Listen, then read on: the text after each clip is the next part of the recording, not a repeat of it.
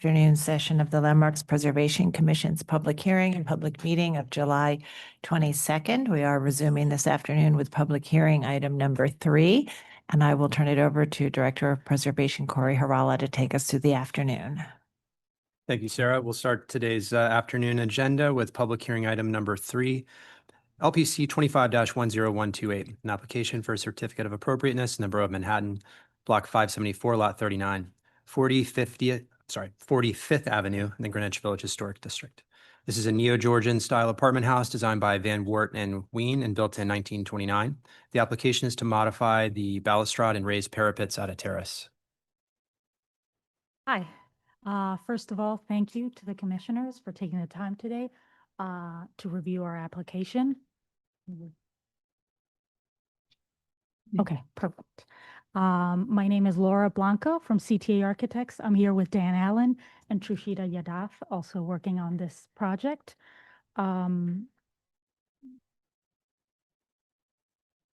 it doesn't seem to be.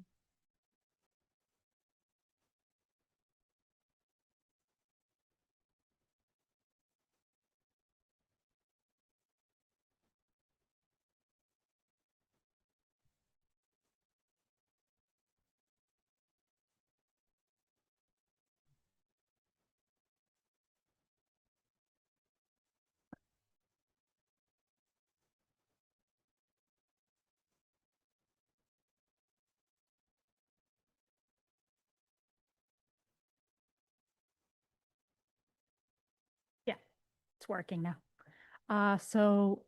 As noted, we're presenting the raising of the parapet at the penthouse, at the upper penthouse level at 45th Avenue. So this building, this is where it's at. It's at 45th Avenue, 5th Avenue and West 11th Street. It's in the Greenwich Historic District. And here are some general overview photographs of where you can see the parapet from. I don't know if you see the cursor, but this parapet is only really visual, like you can only really see it once you go down 5th Avenue around East 9th Street and all the way down to Union Square. The scope of work itself is, as you can see on the right image, the area of work is raising that baluster parapet. We're raising the brick on each one of the piers, and then the intervention that we're doing at the balusters is changing the profile to the profile that you can see on the lower parapet, which is a higher profile, so that we can get to the code required height that we need. As of right now, the parapet is 2'9", and we got to get to the 3'6" code required parapet height. So this is the main idea of the project. This area is also visible from West 10th Street.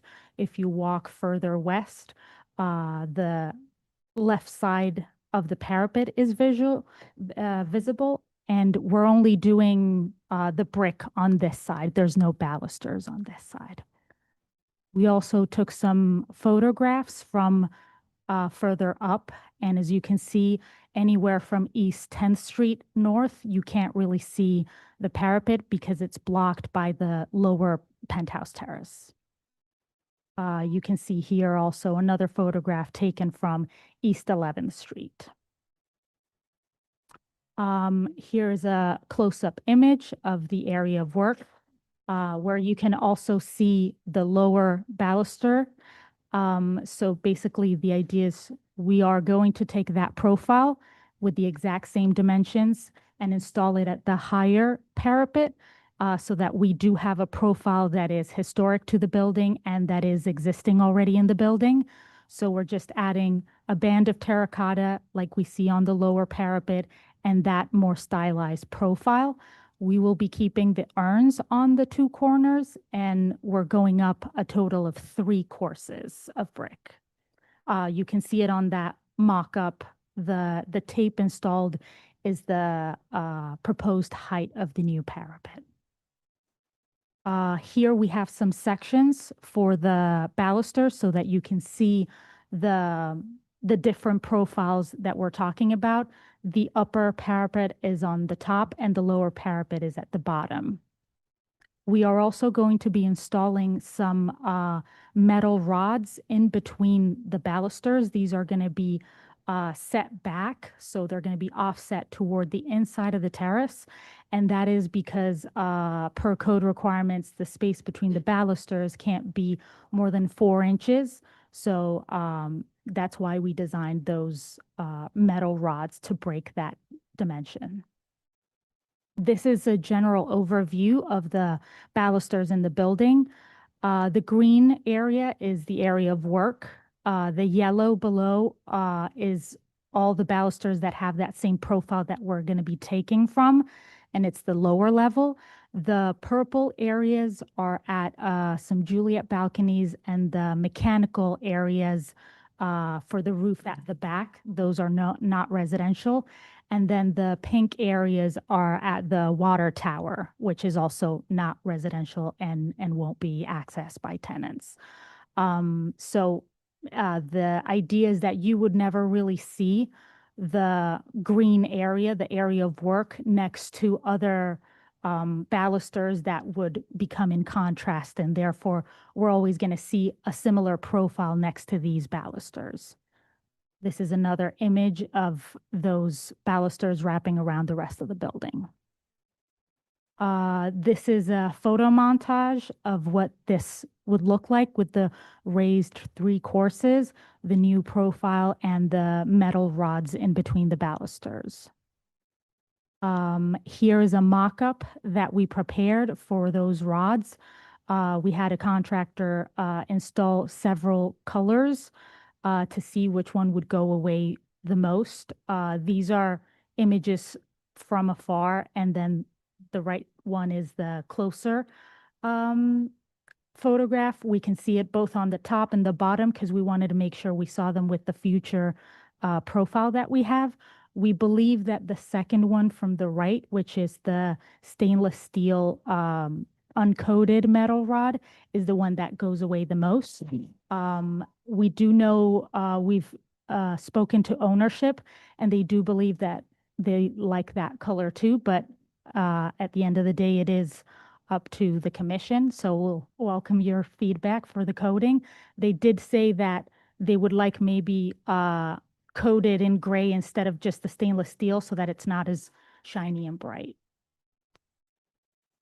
These are just the drawings, the drawing set for the project. So as you can see, this is the only area of work in the building. We have some general elevations that show you where the work is going to be performed. And these are the drawings themselves. The reason that we've gone with the balusters in cast stone instead of terracotta, it's because there's a structural reinforcement that the structural engineer thought it was necessary for the stability of the parapets, and that would be achieved much better if we could have the cast stone so that we can run the rods through them. So you can see here the 2 heights of the existing and proposed, and the profiles. Again, on the west side, we're only going up with the brick. And these are just some sections where you can see that metal structural part of it, and then those metal rods also that are offset from the balusters. All right, thank you. Commissioners, do you have any questions on this one? All right, not seeing any questions, we'll move to public testimony and then we'll come back to you. Is there anyone in the room who would like to speak on this item? All right, not seeing anyone in the room, I'm going to turn it over to Stephen Thompson to see if we have any remote participants. Those joining us via Zoom who wish to offer testimony, please use the raise hand function. Dina Tass-Winter, I'll be promoting you to panelist, after which we ask you to unmute yourself, state your name for the record, and you'll have 3 minutes to speak.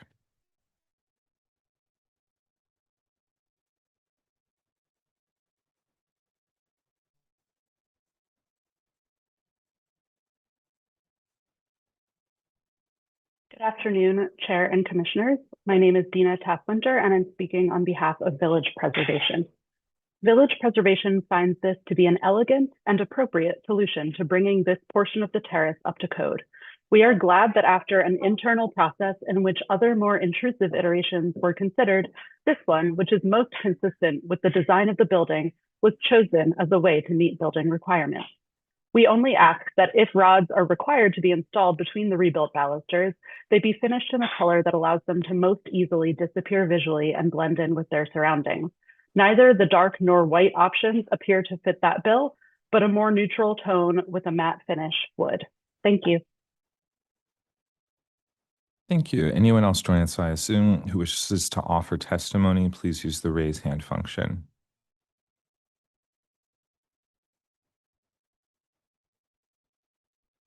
All right, our next speaker will be Scott Pincus.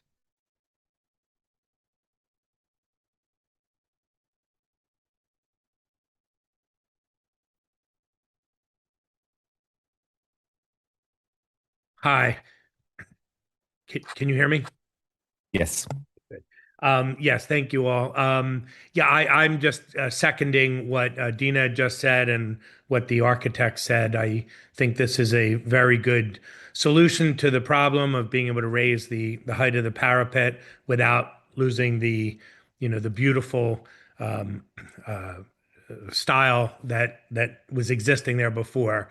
And the only issue I had, which was brought up already, was the color. If we need to do the rods, in between the balusters to have a color that really disappears. And I suspect some sort of a light gray with a matte finish, as we said, would be the best thing. So it's not visible from either the street or our apartment. But other than that, I think this is a terrific solution. I'm very supportive.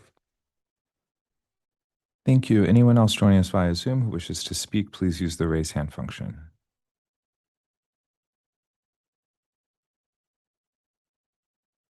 Right, seeing none, I'll note for the record that Manhattan Community Board 2 recommends approval. All right, thank you. So it's supportive testimony. I don't know if there's any other final comment you'd like to make before we move to our discussion.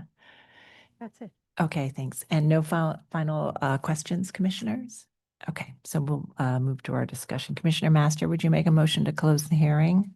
So moved. Thank you. Commissioner Jefferson, would you second that motion? So second. All in favor, say aye. Aye. Any opposed? All right, so the hearing is closed, and this is a proposal to raise the parapet at the penthouse level by inserting more brick, 3 courses higher, and doing new cast stone balustrades with rods in between. The urns will be relocated and retained in the design. And the applicant has provided several options for the finish of those steel rods. Commissioner Wilder, would you like to take this one?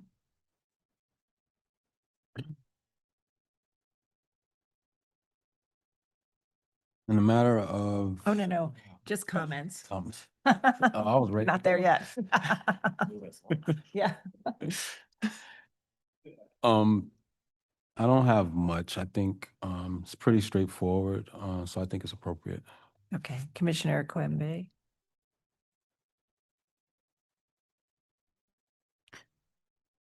In alignment with that, it's not very intrusive at all. I believe it's appropriate.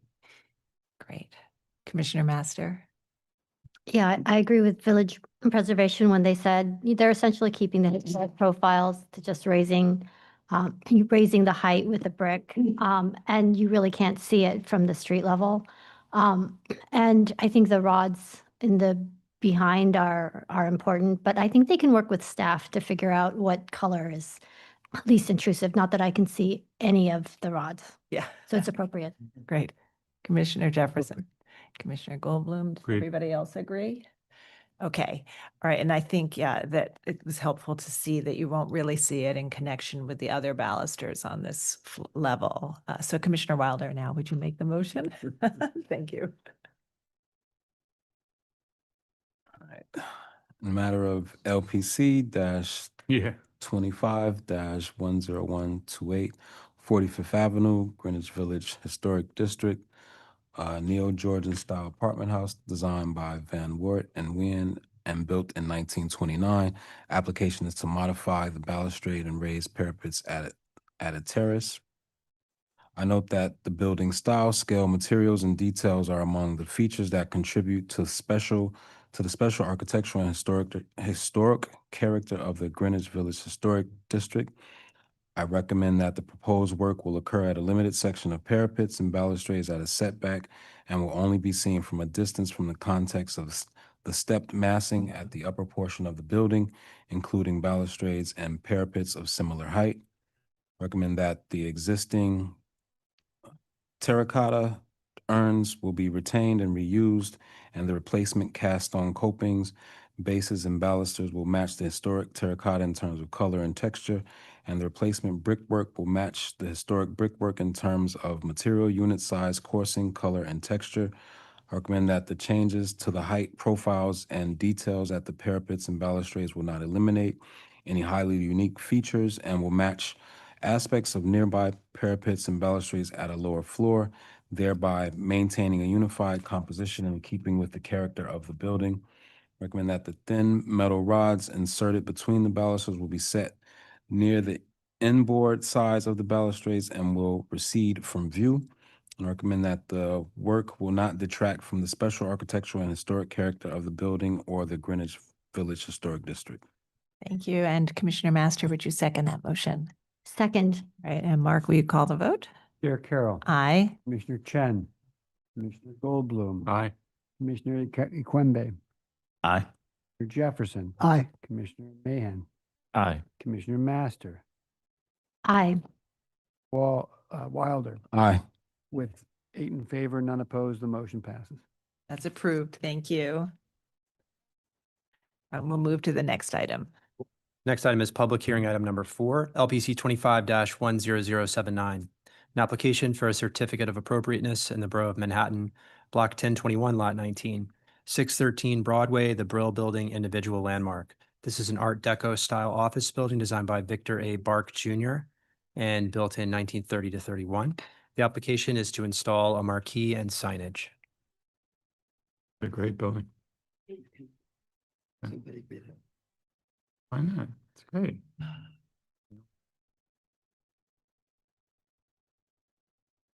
Good afternoon. Thank you for your time today. My name is Matt Calvo from Building Brothers.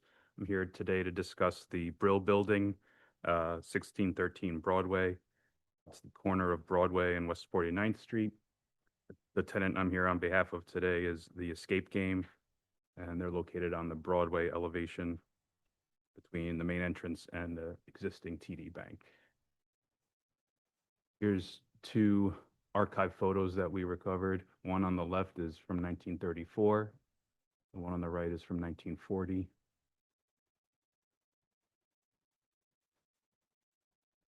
These are photos of other elevations at the same building.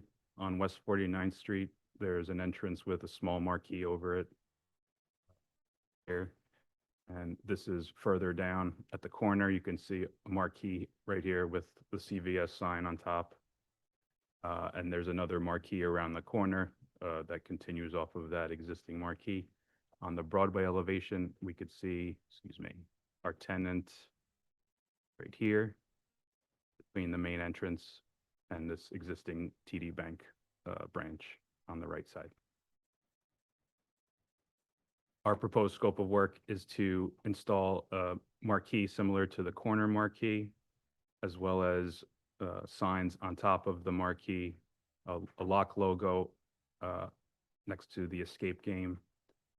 And there's also a window sign we're proposing, as well as, you can't see it here, but there is a perpendicular third sign on the marquee that I'll get to further along. So here's some dimensions of what we're proposing. It consists of the marquee. It's similar in style to the corner marquees, 15 inches high, 294 inches wide, and projects 60 inches off the facade. On top of the marquee, we're proposing illuminated channel letters reading the Escape Game. It's approximately 18 square feet, as well as the lock logo that is their brand, and it's a 32-inch circle. That same logo will be placed perpendicular on the south return of the marquee. All the letters are going to be 2 inches in depth. The window sign is illuminated as well. It says the Great Big Game Show. It's approximately 38 square feet and it is being suspended from the ceiling. This cabinet is 2 to 3 inches from the surface of the glass, as well as 2 to 3 inches in depth.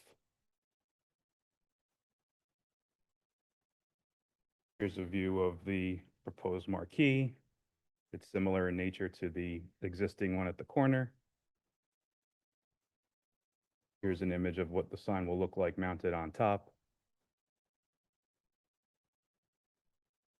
And then these are other marquees and canopies at the same building. So this one is the one I mentioned on West 49th Street.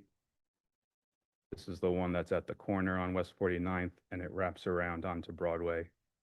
And this is the one that we're going to be matching as close as possible. Thank you for your time, and any questions, please let me know. All right, thank you. And then we're just going to have Corey Harala, our Director of Preservation, provide some context here. Yes, and Abby, if you could advance the slides. Just as background on signage on this building, some of you may recall from a long time ago, or at least a few of you, there was a proposal that comprehensively looked at signage at the lower 3-4 floors in particular at this building. You can see there was an awful lot of signage historically, and then obviously it's on Broadway as well, in a certain neighborhood where signage is prevalent. So that was all sort of taken into an account. And the commission made an approval for signage. Again, I'll focus in on the ground floor in particular. And this was about 10 years ago. It was by Marvel Architects, and the storefronts associated with that have been largely installed. Abby, if you could go to slide 14, please, or page 14. Next. Thank you. This really focuses on the ground floor, and specific to the signage at that time, what the architect envisioned and what was presented and approved did include a new canopy that wrapped the corner storefront in large signage at that particular bay. There's a secondary canopy on the side street entrance off to the left of the screen, and we're looking at the lower left, the lower image on the screen right now. But as you can see, there were no other canopies sort of presented or approved at that time. And all other signage not on that corner canopy was to be located on the louvers above each storefront. So you can see instances of that in that rendering. And since that time, CVS did come and occupy that corner storefront. And even though this was not a master plan, staff used that 2014 approval to inform what could be reviewed and approved at staff level, even though it was larger signage than is ordinarily approved under the rules. So all of this to say that the 2014 approval envisioned a signage approach. It was not a master plan, but we again have used that as sort of a model. So this is coming before you today because this does two things. It introduces a canopy that was sort of not envisioned in this prior approval and not subject to staff level rules. And then it seeks to put the signage on top of it, which is similar to what was approved with the CVS. But again, it kind of comes with this idea of having an additional canopy that wasn't previously envisioned. If it wasn't clear already, the bay that we're looking at is to the right of the main entrance on not Broadway. Right, directly adjacent to the sort of decorative Broadway entrance, lobby entrance. All right. Now, any questions? Okay, I think we're thinking a bit. We'll move to public testimony as we do that, and we'll come back to you and may have more questions then. Is there anyone in the room who would like to speak on this item? Not seeing anyone. I'm going to turn it over to Stephen Thompson to see if we have any remote participants. Those joining us, I assume, who wish to offer testimony, please use the raise hand function, after which you'll be promoted to panelists. We ask you to unmute yourself, state your name for the record, and you will have 3 minutes to speak. Our first speaker will be George Calderaro.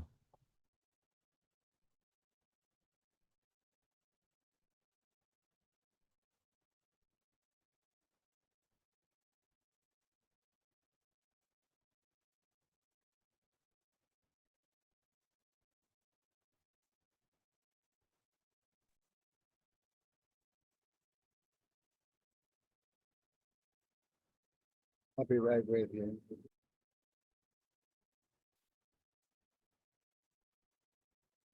Okay. All right. We're Tech- going to move technical- forward. technical difficulties. Sorry about that. Okay, we see and hear you. Okay, great. Good afternoon, Commissioners. I'm George Calderaro, a board member of the Art Deco Society of New York and founding director of the Tin Pan Alley American Popular Music Project. I'm pleased to comment on this proposal for the Brill Building, an individual Art Deco landmark that is sometimes referred to as the vertical Tin Pan Alley because of the popular music industry that relocated there after moving north from 28th Street. Although the Brill Building is in the theater district, it is not in Times Square, where signage that completely covers buildings is seemingly required. The Brill Building is a distinguished Art Deco landmark, and the proposed sign, entrance marquee, and attendant lighting would interrupt and obscure the distinctive Deco-inspired metal band of louvers between the first and second floors, which is repeated between the third and fourth floors. The proposed sign would extend beyond the band, distracting from and diminishing the remarkable brass and polished granite entrance immediately adjacent to the south. The proposed canopy marquee is especially egregious and further interrupts the clean horizontal lines that remain of the Broadway facade. Thank you.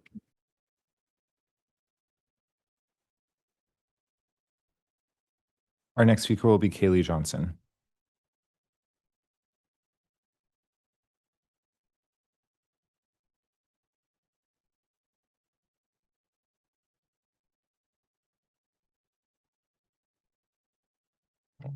Hello, Commissioners. This is Kaylee Johnson with the Historic Districts Council. HDC understands that signage will exist on this building, but we believe the signage that violates the strong horizontal band between the first and second floor is inappropriate. This band, which is repeated between the third and fourth floor, should not be obscured. Thank you. Anyone else joining us via Zoom who wishes to speak, please use the raise hand function. All right, seeing none, I'll note for the record that Manhattan Community Board 5 recommends approval. Thank you very much. Would you like to respond to any of the comments we've heard? No, I have no comment. Thank you. Okay, yeah. Commissioners, any final questions? All right, we'll move to our discussion. Commissioner Mahan, would you make a motion to close the hearing? Motion to close the hearing. And Commissioner Chen, would you second that motion? Second. All in favor, say aye. Aye. Aye. Any opposed? Okay, we're going to begin our discussion on signage for this one bay, for this particular tenant, which includes the sign in the window, the projecting marquee, and then the dimensional letters above that. Commissioner Master, would you like to start this one? Sure. I'll note that in this building and in this neighborhood, the signage is unusually large, and I think we're permitting a lot more signage than we would typically do. So in terms of the signage on the window, I think that's fine, given the context of where we are. However, I think that the signage above on the canopy or the marquee, I think given that it's adjacent to the main entrance, which is really a focal point and quite beautiful in this building, I think that the canopy is extra large and kind of detracts. So I would eliminate the canopy and perhaps put the dimensional lettering directly on the grill. So I think other than that, I think it's appropriate. All right. Thank you, Commissioner Jefferson. I think if the signage is kept below the datum lines, I can accept it. I'm looking at the original proposal. So if they keep it below the datum line, is appropriate. But at the entry, Canopy. I kind of like the entry the way it is, and I don't think it needs anything. Okay, so no additional canopy. Commissioner Goldblum? I agree. I think the canopy's a mistake. I think this signage should be in the brass band. Commissioner Chen? And Commissioner Mann? Agreed. The canopy detracts from the primary entrance of the building as well as the corner. So I think the layout of the building is harmed by the addition of the canopy. And grill, I would also question the dimension of the bullseye noted as 32 inches and just falls within the dimension of the grill or not. Commissioner Wilder? I agree that the canopy should probably be removed and go on the grills. And Commissioner Equimbe? I believe I'm in alignment with everyone. I believe the canopy is in competition with the entrance of the building and that the signage should be applied to the building. All right, so I think we're all in agreement on that. Commissioner Master, could you make a motion to approve with the modification that they eliminate the canopy and fit the sign within the grill above the storefront? Okay. In the matter of LPC 25-10079, 1613 Broadway, the Brill Building and individual landmark. Application is to install a marquee and signage. I note that in 2011, the commission approved a proposal for signage throughout both primary facades, including large illuminated billboards and storefront signage. And while technically not a master plan, it laid out a template for future signage at the building. I recommend approval with modifications, finding that the installation of the signs will not obscure, damage, or eliminate any significant architectural features, that there is historic photographic evidence of a variety of signage located at the subject storefront bay. Therefore, the installation of proposed large backlit signs behind the glass and in front of the louvers will maintain the presence and character of the large illuminated signs that existed on this building at different times. That the proposed signs will neither overwhelm the facade nor call undue attention to themselves due to the building's location in Times Square and its proximity to a large amount of electrified and illuminated signs. And that the signs will not diminish the special architectural and historic character of this individual landmark. I recommend that the proposed canopy be eliminated and the sign be mounted at the louvers above. Within the louvers above. Within the louvers above. All right, Commissioner Jefferson, would you second that motion? So second. Right, and Mark, will you call the vote? Chair Carroll, Aye. Commissioner Chen, Aye. Commissioner Goldblum, Commissioner Equimbe, Aye. Jefferson. Aye. Commissioner Mahan, Aye. Commissioner Master, Aye. Commissioner Wilder. Aye. With 8 in favor, none opposed, the motion passes. Thank you. Thank you. We'll move to the next item. Next item is public hearing item number 5, LPC 25-10245, an application for a certificate of appropriateness in the Borough of Manhattan, Block 1523, Lot 67, 118 East 95th Street in the expanded Carnegie Hill Historic District. This is a Queen Anne style row house designed by C. Abbott French and Company and built in 1887 to 88. And the application is to excavate the cellar. Good afternoon, Commissioners. Abby Hurlbut, Preservation Staff. This application is for work at 118 East 95th Street, which is located on the south side of East 95th Street between Park Avenue and Lexington Avenue in the expanded Carnegie Hill Historic District. You can kind of see it right there. So as Corey mentioned, the proposal before you is to excavate an additional cellar floor beneath the existing basement floor. And as you will see, the excavation will be limited to the footprint of the existing building and will not encompass the entire footprint of the building. So I'm going to take you through the slides quickly. This is the front of the building, as you can see here. And then here are the existing and proposed plans for the basement. And then a close-up of the basement proposed plan. And here's the proposed cellar. So here you can see the unexcavated portion, which is towards the front of the building. And then this is the proposed cellar excavation here. So here is an existing building section. And here's the proposed building section. So you can see the cellar section here. And then here's the section through the cellar and basement through the unexcavated portion. So the proposal to excavate a new floor level does not meet current rules for a staff level approval, which is why this application is before you today. So if you have any questions, the architect, Kit Middleton, is here to answer any of them. Thank you. Are there any questions, Commissioners? So the rules do allow the staff to approve excavation under the building if you are making an existing cellar taller. So you're not adding another floor essentially. You're just increasing the height of the cellar to make it a height that you can walk around in. And because this adds another level, it triggered a review by the full commission. So to follow up on that, was there anything about this application that from an engineering perspective caused any concern? Is this going to cause shoring for the neighbors? Is there anything unusual about the subgrade, soils, whatever? Underpinning, Corey. I mean, I think in this particular job, they're excavating down to bedrock. So in some ways it may be more stable, although we still want to see vibration monitoring.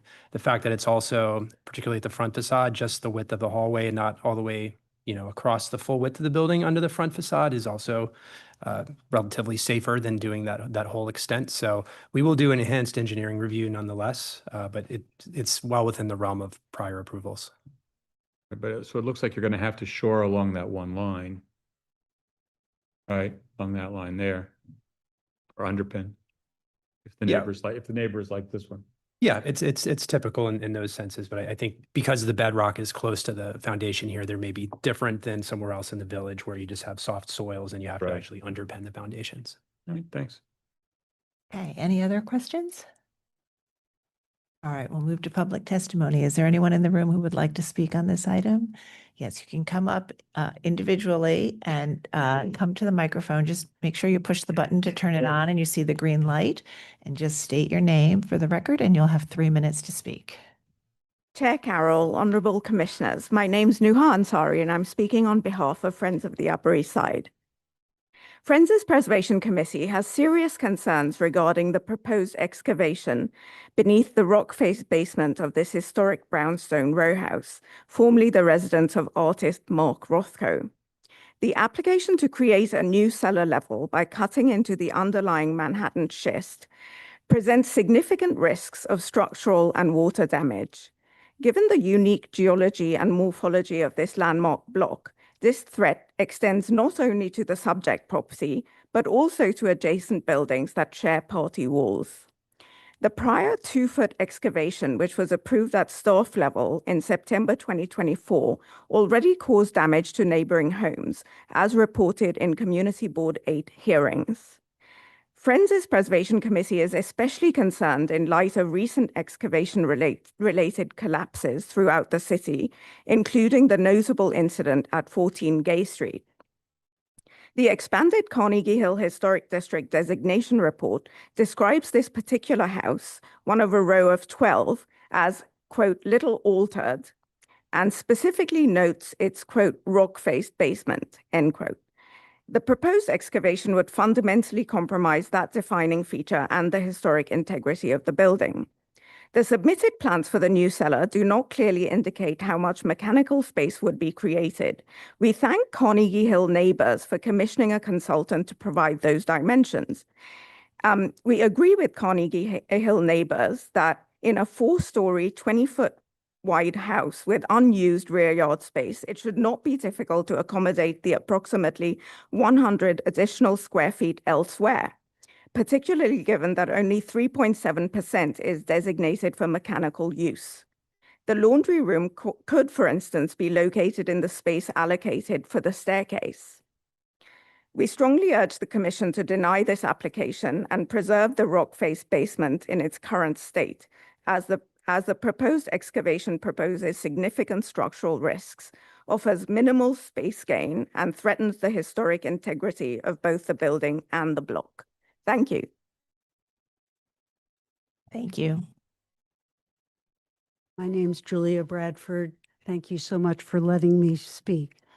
The Goat Hill block of 95th Street between Park and Lexington Avenues has a landmarked row of 12 houses on the south side that are unique because when they were built in 1887, 1888, only one was built with a cellar. That cellar at 124 is small and to this day has the boulders from the stream that once flowed north across what became 95th Street. Today, 7 of these houses still have no cellars because Manhattan schist is at surface level and any thought of carving a cellar out has been discouraged. The process is widely seen as having the potential for damaging one's own home and their neighbors' homes as well. 4 houses, excluding 124, have small cellars in the front of their houses, probably dug out when these houses' stoops were removed in the 1920s during the brownstone revival movement. Kitchens were moved from the rear of the houses to the front of the ground floor, the dining room to the rear. The backyard ceased being a utility yard and became an attractive feature off the dining room, often with double or French doors. Our houses are antiques, almost 140 years old. Because of the lack of cellars in the 7 houses, our water and drainage systems are inaccessible, buried under kitchens, bathrooms, furnaces, and closets. I have a 3 by 3 foot water pit in the front of my kitchen floor where the water shutoff is located. My mechanicals remain in their original space in the middle of the ground floor, updated with a gas-fired furnace. My heating vents are the original coal furnace ones, rising up the house along the front and rear western party wall. The proposal is terrifying to me as I fear my gas or plumbing pipes or my lead water main will be damaged during the process of removing the 12 feet of bedrock to create their extensive and unnecessary cellar. That possibility would mean that I might need to undertake a total renovation of my ground floor or more as a 76-year-old widow with Parkinson's.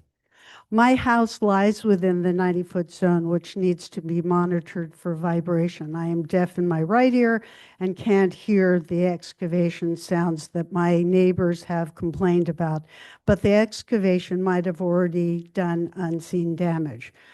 I must be provided with a bond to cover any damages that might occur to my house, and at no time have the Healy's or their architect or their engineer reached out to me about this project. I only got notice of the community board meeting a week before it took place. The secretive nature of their quest begs me to wonder about their intentions. It's not neighborly at all. I have lived in my house 126 for 48 years. I was attracted to the block by the strong sense of community. Homeowners cared about their neighbors and were content with the ample living space our houses I'm so sorry. provided. Could you please summarize the remainder of your testimony or well past 3 minutes? So thank you very much. Okay.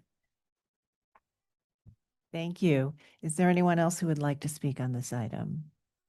All right, please come up and state your name and you'll have 3 minutes to speak. Thank you. My name is Leslie Carroll and I live 5 doors down from 118. So I was wasting time in a bookstore recently and I picked up this book, Walking New York, A History of Manhattan on Foot. The reason I mention it is because the house we're talking about, 118 and its southern side neighbors, are prominently featured in this book. It's an important row. The houses, 12 in total, I call them the bedrock houses, share a common feature that makes them unique from the broader neighborhood, including the houses across the street. That feature is that they were all built without cellars. We know there's a reason for that. They were all built on a solid block of Manhattan schist. These houses have been updated, they've been modernized, bathrooms, kitchens have been moved, new plumbing, new electrical, 5th floors have been added, additions out the back. They're not frozen in time. One owner even put back the stoop that was removed in the 1920s. But no one, not one single member of the 12 has touched the cellar. And because they care about the block, they are fearful of what the damage that could be caused by drilling down into this Manhattan schist. 118 is already dug down to a level that is close to that of the 5 that have what I call mechanical pits. They're narrow, crude, shallow little rooms that house the mechanicals. And just from what they have already dug, some of the neighbors are already seeing signs of settling, cracks in walls and tile floors, baseboards separating. Upper floors have bowed and become uneven. These problems are novel, they're uniform, and they're widespread across the southern side of the block. And they serve as a warning to what's going to happen. Now 118 wants to go down another 8 feet. This was rejected by the Landmarks Committee of Community Board 8, with the most vocal opponents being the architects on the committee.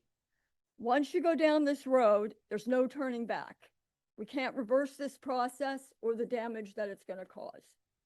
I would encourage you to follow the judgment and wisdom of the following: the initial builders, the experts over the years who have advised Goat Hill homeowners against digging, the experts on the Community Board 8 who were alarmed by this project, the leadership at Carnegie Hill Neighbors, and finally the surrounding neighbors who are upset by the prospect of further damage that could be caused by digging a 12-foot hole in the Manhattan schist. Thank you for your time. Thank you. If there's someone else who'd like to speak, come up and, all right. Anyone else who would like to speak, if you could fill out the sign-in sheet, then we can have a record of who's coming and I can call you up by name. Hi, my name is Leah Malone. I live at 116 East 95th Street, right next door to the project property. My neighbor Leslie made very eloquent remarks about the kind of unprecedented nature of this on our street and specifically our side of the street. So I don't want to go over that again. I'll just say we're one of the ones that have one of these little basements. It's quite different than the cellar at issue here.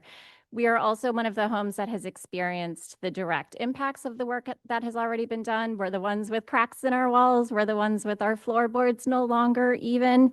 These things are pretty alarming. We also had water pouring into our basement through cracks in our cellar on Christmas Eve as a result of a burst water pipe in the construction property.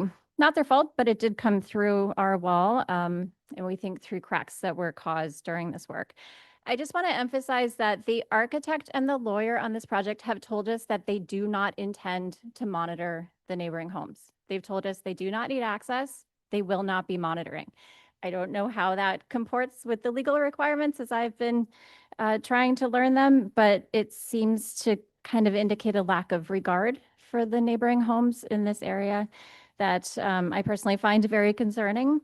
I will also just mention, we looked into something like this when we moved onto the street. We have this little cellar and I asked a contractor, hey, what would it take to make this into a usable space? Wouldn't it be nice to be able to hang out in our cellar? He told me, you don't want to do it. He said, the geology in this area is too challenging. The risk that it poses to your house and your neighbors' homes is not worth it. And I said, wow, thanks for your very frank judgment. And we immediately dismissed the idea. In general, we're in favor of improvement on this street. I love when these homes turn over and get rehabbed. I really like my neighbor and I want him to be able to enjoy his home. His family is lovely. I'm not here because I don't want to be disturbed by construction. I'm here because the project seems inappropriate to the setting and the risk that it poses to his home as well as all of the neighboring homes just seems disproportionate to the amount of improvement to 118. Thank you. Oh, I also have items that I just wanted to hand out that Lo Vanderwalk, who's on Zoom, is going to address in a couple of minutes.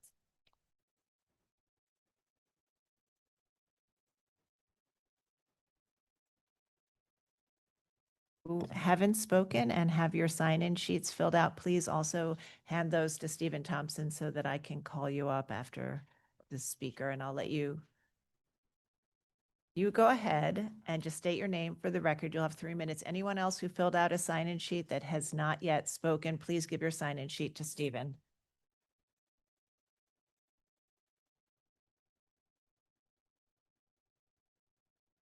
All right.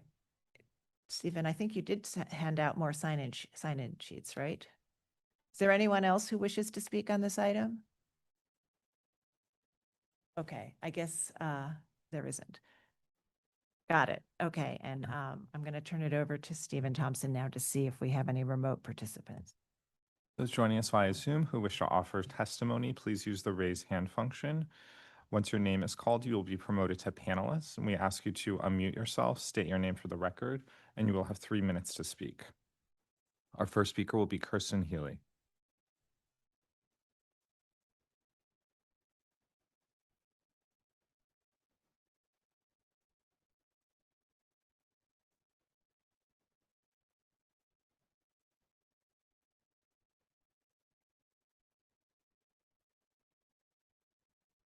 Kirsten, you may unmute yourself and turn on your camera should you wish.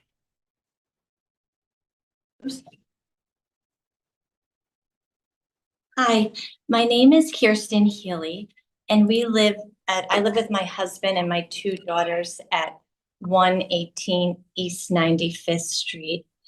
And we're looking to do this project to help get our mechanicals moved to a lower level. And I want to enforce that we've tried to do everything correctly, and as we laid out by the architects, do things as they should be done. And I'm sorry, Ms. Healy. This portion of the hearing is for public testimony, not remarks by the ownership. oh, okay, I'm sorry. Okay, I'm really sorry. Okay. Anyone else joining us via Zoom who wishes to speak, please use the raise hand function. Our next speaker will be Lori Senziali.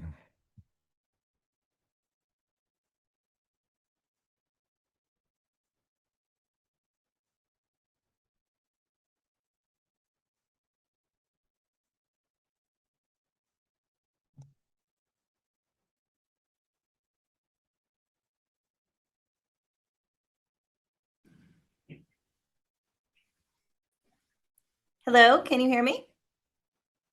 Yes, we can hear you. Okay, wonderful. Thank you. Yes, my name is Lori Stanziali. I am an attorney, a construction attorney at Fox Rothschild.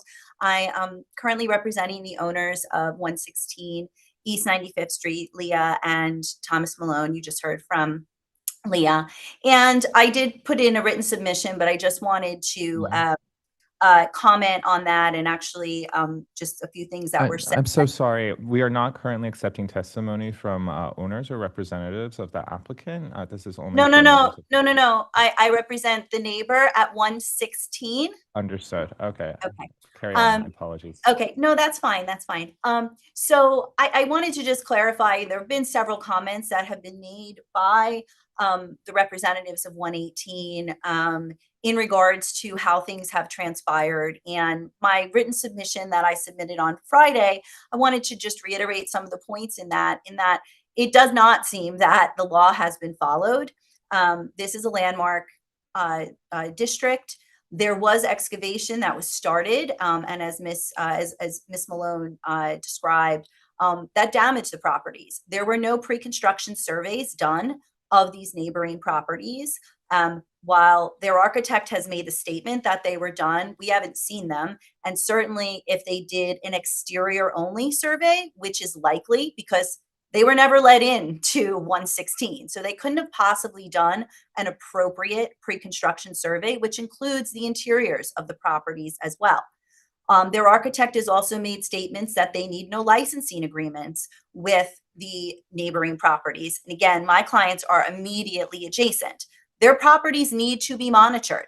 Not only does the building code require that monitoring, TPPN 1088, technical procedure, also requires that buildings within 90 feet be monitored. So it is impossible to say that they don't need agreements from at least 116 when they do. So it's disappointing that there hasn't been communication, but I can clearly state that from what I have seen and I have not seen, the law has not been followed to date. And that was for a much less significant excavation of only 4 feet, which was probably mostly loose soil. Now we're getting into bedrock, and an 8-foot excavation of bedrock needs appropriate protections of these neighboring properties.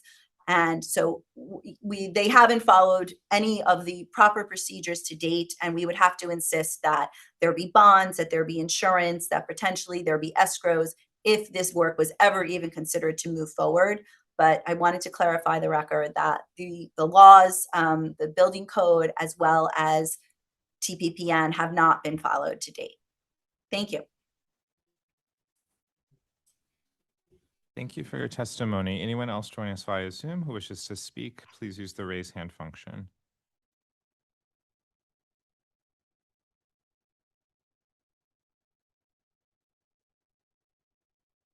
Okay, seeing none, I will note for the record that Manhattan Community Board 8 recommends denial. Carnegie Hill Neighbors recommend denial. LPC received written testimony from 24 individuals recommending denial. All right, thank you very much. I'd like to turn to the applicant now and ask if you'd like to respond to any of the comments we've heard. Yes, my name is Kit Middleton. I'm from Kit Middleton Architect. I'd like to respond to a lot of the comments. You know, we knew that we had to comply with TPPN 10 of 88 going into this project, and that was already done by John B. Dinan, who's consulting engineer and seismologist. They have a lot of experience in these matters. We've already uploaded into the file the reports that we have for the 20 surrounding buildings for the 90-foot rule. I have a pre-construction survey of the adjacent property at 116 and 120. One's 169 pages, the other is 210 pages. All this, hearing about this damage from at 116 has come as a surprise. We did do a 2-foot excavation at the end of last year, in November. The pre-construction surveys were conducted in March, and we never heard anything back from anybody about any damage. If you read the pre-construction surveys in detail, you see there's hairline cracks here and there, but nothing of any real significance is noted in these reports. And again, these were done months after that minor 2-foot excavation was done before. So we have tried to do everything by the book. I have geo companies on the job as my geotechnical engineer. I have a letter from him stating how the way they do these excavations is with rock drilling around the perimeter. They go down 3 feet and then they inspect. They do line drilling around the perimeter, which is a 3-foot hole, 6 inches on center. So it's like a 50% removal around the entire perimeter to make sure there's no rock displacement. I have a complete soils report that shows I have not hit any kind of groundwater, even though I've done the borings in the test pits. It's showing there's, as everyone's testified, it's showing there's pure bedrock down there, Manhattan schist. We don't anticipate needing any underpinning right now. So I really shouldn't need any licensing agreements or any access to any of the adjacent neighbors. The owner has offered to put the owners of 120 and 116, the adjacent properties, added as additional insured on the GC's policy, so they have some protection, even though technically, legally, we don't need to do that. And the other thing I want to emphasize is that I have a letter from the lawyer who's referring to the section of the building code that talks about protection of adjacent properties. And it talks about, I don't think I'm surprising anybody by saying that neighbors having fear about some sort of potential problem that may happen in the future is not a basis for stopping a project. I'm basically here in front of the Landmarks Committee with a project that's not touching the exterior of the building. It's really just kind of a quirk in the rules that because we're adding a full cellar that we're here today. So these are the major points that I want to emphasize, that we have professionals who are concerned about damage to the neighbors. We're just as concerned as they are. We don't want to have any problems, and that's why we're going to do this in a methodical and safe way. And we have not heard about all this damage that we're encountering now and all this uproar about, everything on the block. Again, this is a small area. I would note that there is a cellar in 116, that they got the final C of O for that partial cellar in 2020. So there's a pretty recent work over there in the adjacent property.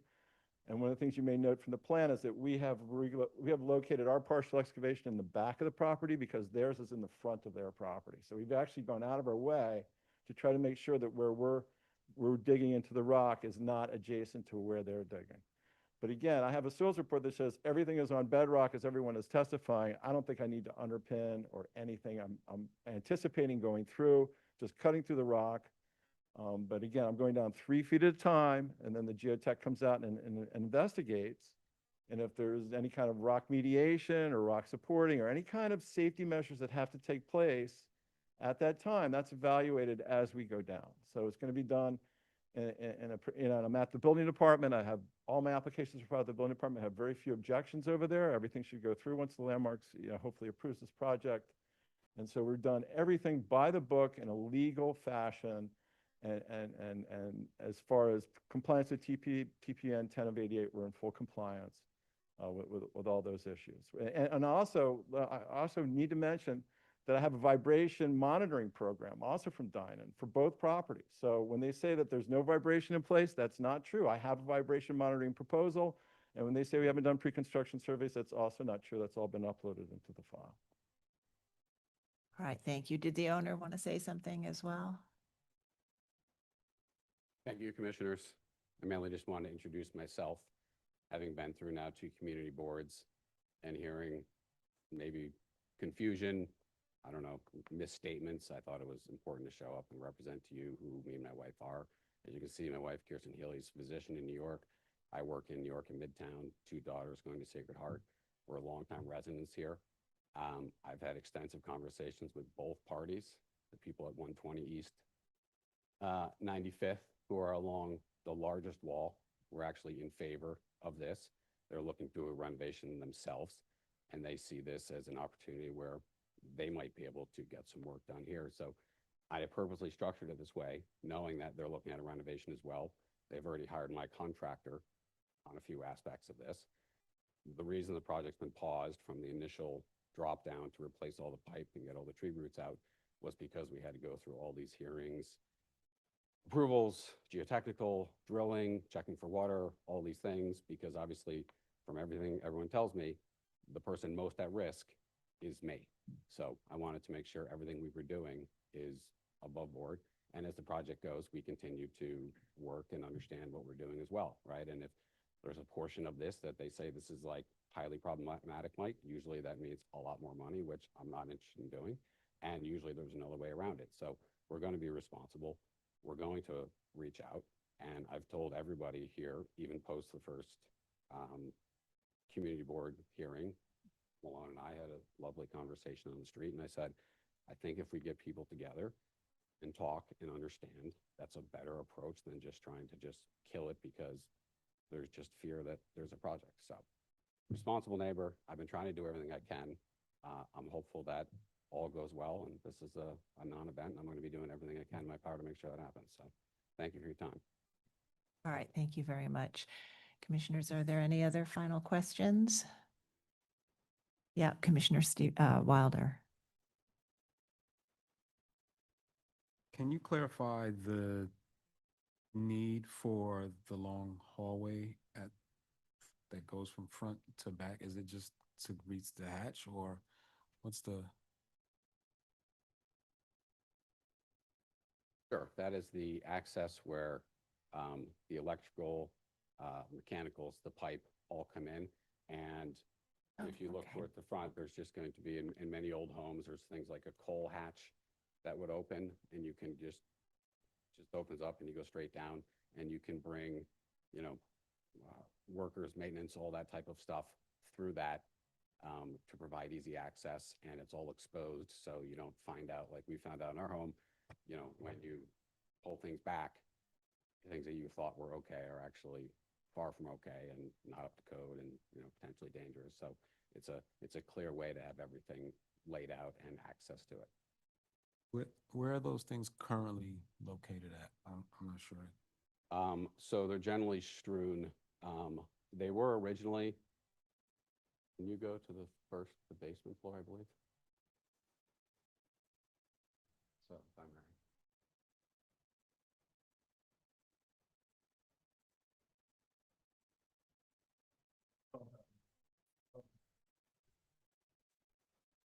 Blocking all the windows. The meter room is just down below the vestibule area. So the meter room will go downstairs. Yeah, the idea is if we just go straight down and just got a mechanical showing the power coming down through that area.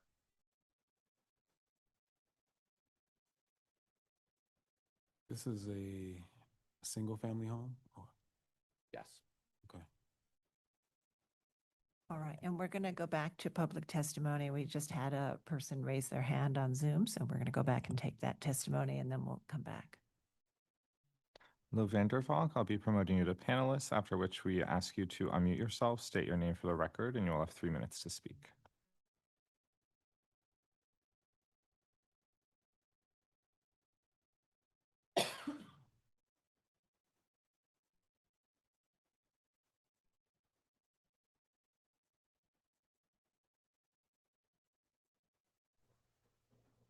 Can you hear me?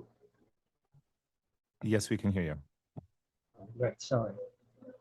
I'm sorry for the delay. My name is Lo Vandervalk, president of Carnegie Hill Neighbors and representing the views of Carnegie Hill Neighbors.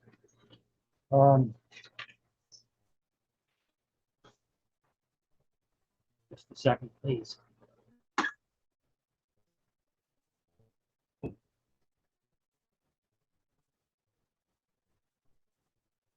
Sorry, are you speaking? We can't hear anything.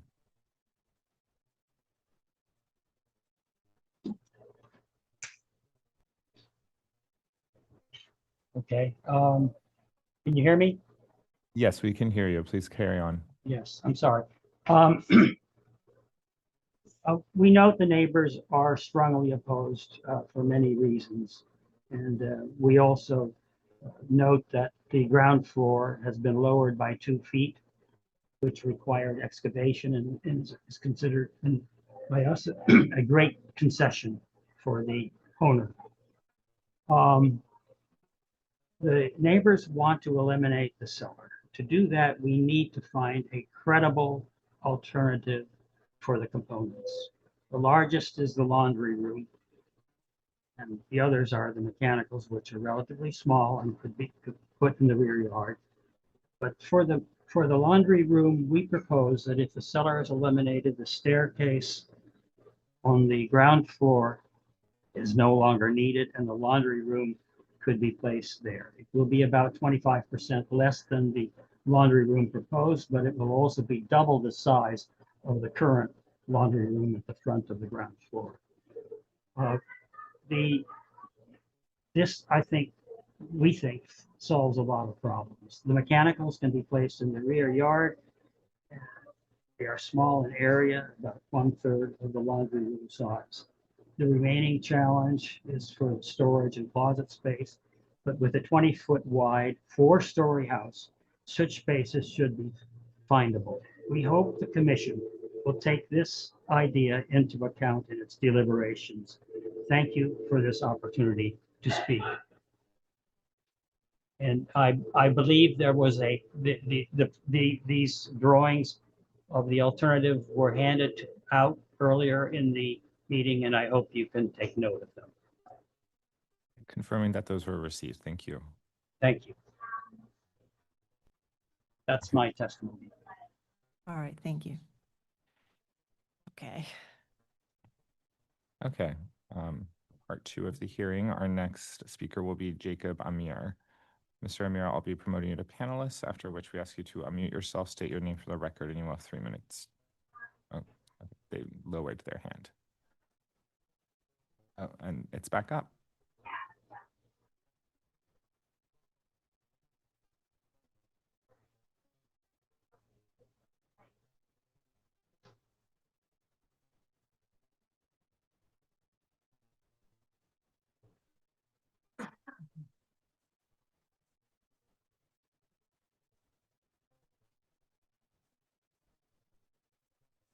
Just allow to talk instead of promoting them.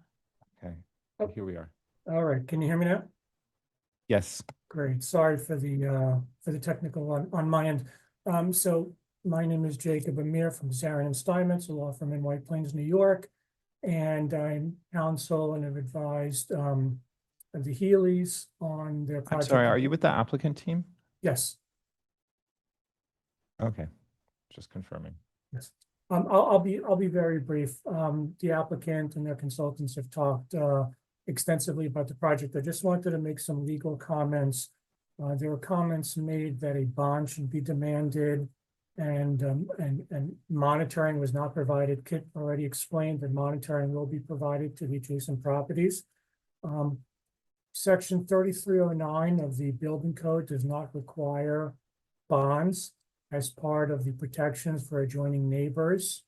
There are some outlines there, but a bond is not required and it would not be warranted here.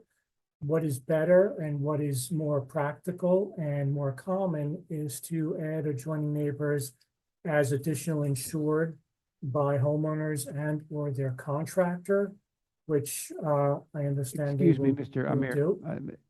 Mr. Amir, hi, this is Mark Silverman, the General Counsel. We don't need a discussion on various legal aspects of it. People can raise those issues. Those aren't issues before us per se about what's advisable and what's not. So if you want to focus your attention on things like if there's monitoring issues or any other legal issues that directly pertain to sort of the appropriateness of the work, that would be appreciated.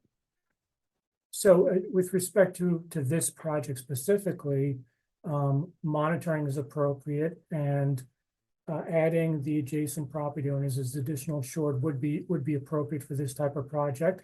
I only mention bonds and no need for an access agreement because those were raised before. I just wanted to throw that information in there. I think the applicant and the consultants have amply laid out this project. And adding them as additional assured is sufficient for this type of project, particularly where there's no access needed on adjacent properties.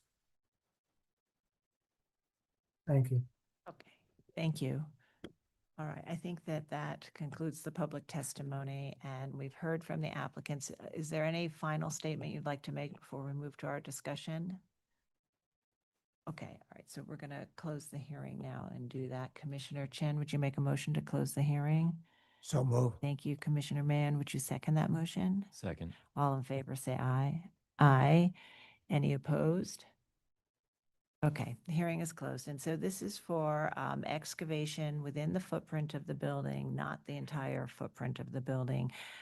This is an application that is very close to meeting the rules, but because of the depth, it doesn't quite meet the rules, and that's why it's before us today.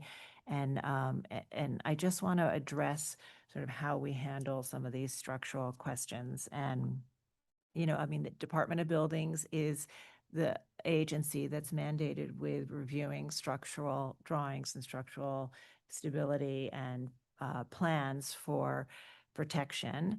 The Landmarks Commission, of course, is concerned about it, and we do have rules that allow for certain types of excavation. And the commission has retained an engineer as well to guide us. I want to just address something that came up in the testimony. There was a mention about a property at 14 Gay Street, and I want to say that really unfortunate collapse occurred not because of work that LPC approved, but because the applicant did work that was in direct conflict with both the LPC requirements and approval and the Department of Buildings requirements and approval. So it really is not a comparative example here. And I would say as a result of 14 Gay Street, LPC was very concerned about our buildings and what puts them at risk. And LPC launched along with the Department of Buildings, launched a Vulnerable Buildings Action Plan. And since that collapse, to identify potential risks and to implement policy measures that would allow for earlier detection and protect buildings that may be at risk due to neglect and or proposed work. And one of the measures put into place that we've been doing now for a few years very successfully is requiring enhanced engineering review for any applications that have extensive excavation or extensive demolition that might affect the structural stability of a building. And so that enhanced engineering review happens by either LPC's engineer or DOB's forensic unit. And we have a very good system working with our colleagues there on reviewing these types of applications. And as Corey mentioned, this particular application would be subject to that enhanced engineering review through our process, in addition to DOB's review. So, this is, I think, a situation where I worry that there isn't enough communication between neighbors. It seems like that is a point raised in the testimony, and it does seem like some efforts have been made, and that's much appreciated. And I hope that that dialogue continues as you move through your processes and ultimately get to a permit. So our review, our discussion today is really going to focus on the amount of excavation in the context of what we would typically review, which, as Corey said, this is sort of well within the amount of excavation that the commission has historically approved. With the condition, this permit, any approval would be conditioned upon the requirement for enhanced engineering review, if that gives you all comfort, but that is something that absolutely would be required here. So given that, I think we can have a discussion about whether we move forward as we normally would in that way, or if in some reason you'd like to wait until that review is done. But I think it is something that would be done through the staff, and I think it could be appropriate to delegate that to the staff as it normally is. So let's begin our discussion. Commissioner Master, would you like to start this one? I think really the question is, do we take an action today on an approval that's well within the types of things we approve, with the condition that the applicant do the enhanced engineering, and should there be anything identified in that enhanced engineering review, it would have to be resolved before any final permit was issued. Yeah, I'm very sympathetic to the neighbors who came out here, and I want to thank them for coming out and testifying. I understand that you have a lot of concerns about this. However, I don't think that the excavating the cellar, I think it is appropriate. I think the real concern here is will it do any damage kind of to the neighboring buildings? And I think that since we do have the enhanced engineering review process, I think it makes a lot of sense to make sure that what the applicant is saying and what his engineer is saying is in fact the case. Thank you, Commissioner Jefferson. I agree with my fellow commissioner. Commissioner Goldblum. You too. All right, Commissioner Chen. Commissioner Mahan. Agreed. Commissioner Wilder. I agree. However, I do think there's an opportunity for compromise, which may make some people feel better. It seems like the design is not as efficient as it could be with the length of just corridor space. So whether it's more of it is shifted to the front or the rear, I don't know if you really need the access from the front or the rear. So I think eliminating that long hallway or using that long hallway and placing the storage and mechanical and laundry along that path could be a way to at least mitigate some of the risks that's been brought up. So I think it's appropriate, but I think they should definitely explore a more efficient design that limits the excavation. Okay, Commissioner Quimby. For the most part, overall, do find it appropriate. Okay, all right, so Commissioner Master will make a motion to approve the proposal today. It is implied, but we can be very explicit about the required enhanced engineering review. In the matter of LPC-25-10245, 118th East 95th Street in the expanded Carnegie Hill Historic District, application is to excavate the cellar.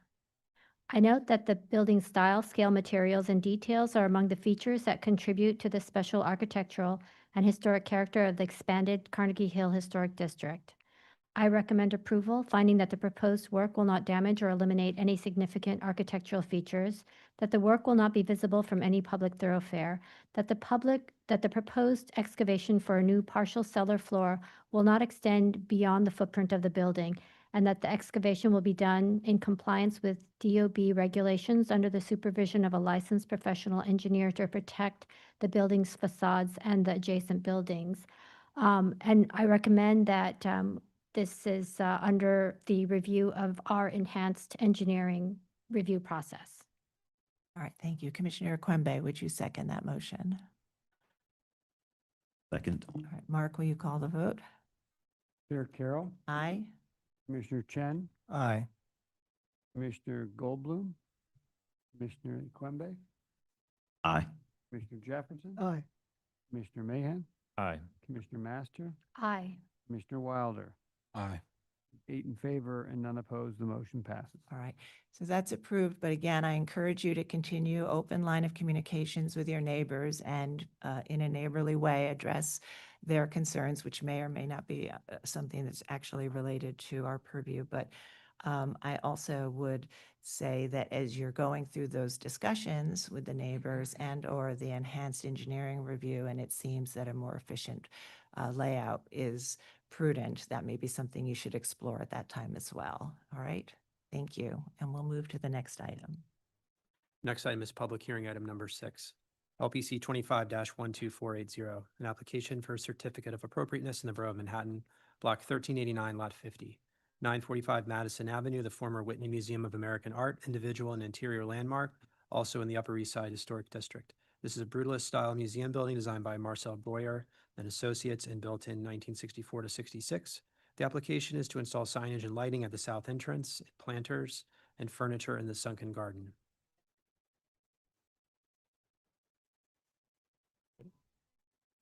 Hi, good afternoon, everybody. I'm Stephen Wrightson. I'm the Chief Operating Officer for Sotheby's. Thank you for welcoming us back to the commission today. I'm also here with Robin Stanifer from Roman & Williams, who is partnering with Sotheby's on the restaurant venture. We're also joined by Wim Balschap from Herzog & de Meuron and Bridget Cook from PBDW Architects, who will lead us through the design of the presentation. Just a couple of words from me as the building and business owner before we go through the actual design. As I think you recognize from the last time we were here presenting to you all, we absolutely understand the significance of this building to the city of New York, and we are 100% committed to the preservation of all the architecturally significant elements, including what you'll see today with the restaurant component. We also believe that bringing the restaurant back to the building will only enhance the public engagement to this building. So thank you for the earlier landmarking designation, and look forward to hearing the rest of the presentation from the team. Thank you.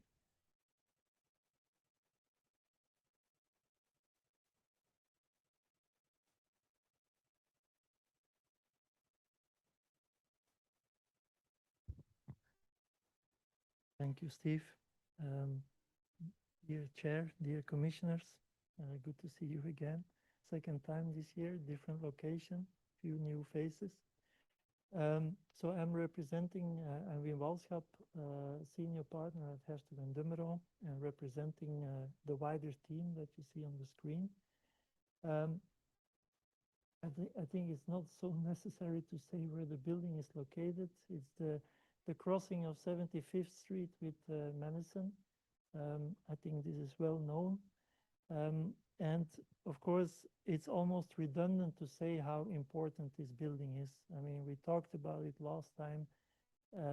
It is clearly an important landmark for New York, but I would say also far beyond that. It's a landmark for architecture in general, and then especially for this kind of post-war modernism, or to be more specific, brutalism. And of course, we admire this project since a long time, like many also here in the room.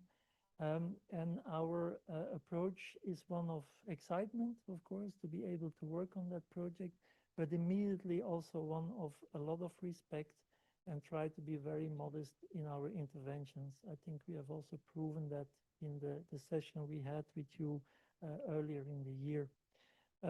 So actually, in reality, it is a lot about preservation, what we are doing. A lot of the scope is preservation. And of course, it's also a bit of revitalizing some spaces that got lost over the years, lost in how they were used. And we try to bring that back as much in line with the original design intent as possible. And then, of course, there are also a number of very specific interventions. We spoke in length about, for example, the lift with the bulkhead in the last session. But in the meantime, now we focus more on the arrival, so about the front facade facing Madison Square Garden. And this is very much related to what is going to happen at that lower ground level. It was always a restaurant from the beginning and has been always a restaurant in history. And Sotheby's also decided to bring that back and to respect that. We like that because it's aligned with the original intent, but even more, I think it's interesting because it's contributing in the public use of the building. It will also create a certain activity around that building, even beyond the, let's say, the regular opening hours of Sotheby's. So it helps in the placemaking and it helps in making a destination for public use. Everybody can go to that restaurant. It's not a selective restaurant connected to Sotheby's only. So the interventions that, the proposals that you will see today are related to the restaurant, especially how to reuse again the sculpture garden, but then also find ways, a bit low, but also about how to create an entrance to that restaurant, knowing that yes, sometimes or a lot of the times it will be open during the regular opening hours of Sotheby's, but we also have to find an entrance beyond these moments without creating security issues for Sotheby's. So that's why we try to find a second kind of entrance to the restaurant. Thank you, and Brigitte will guide us through the different proposals in more detail.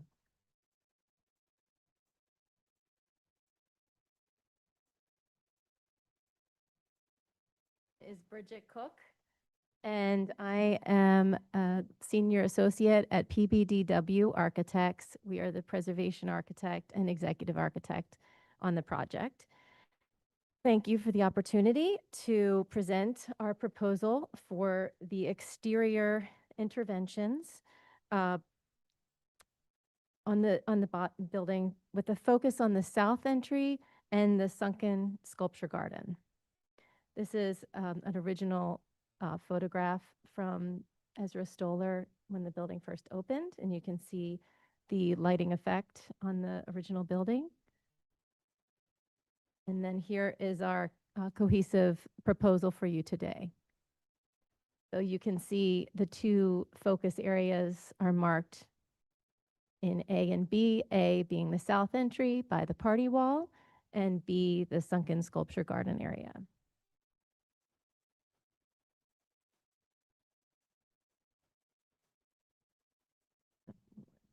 And our goal is to preserve the architectural clarity of the original design while making thoughtful, minimal interventions that respond to the building's evolving use, enhancing visibility in very discrete areas, and in order to support public engagement, as Wim described.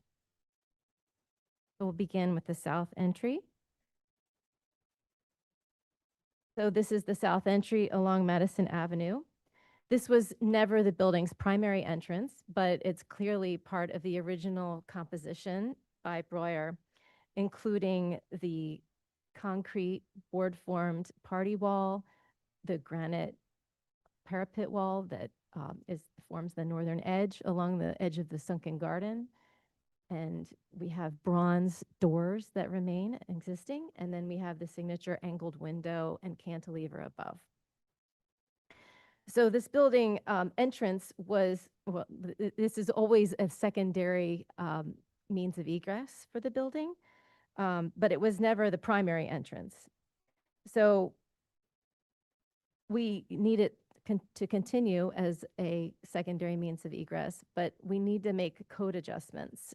New code requirements are requiring us to enhance it for safety. It's also going to serve, as Wim noted, as the primary public entrance for the new restaurant. So that's the joint venture that Stephen discussed, and it will occasionally operate independently from the auction house and galleries. So it's important that we have this second entrance here. But of course, the accessible entrance will still continue over the original bridge and main entrance. The dual function introduces the need for improved visibility, wayfinding, and more welcoming entry presence. So here we're zooming in on this area here. On the left, you see the overall area, and then getting towards the door.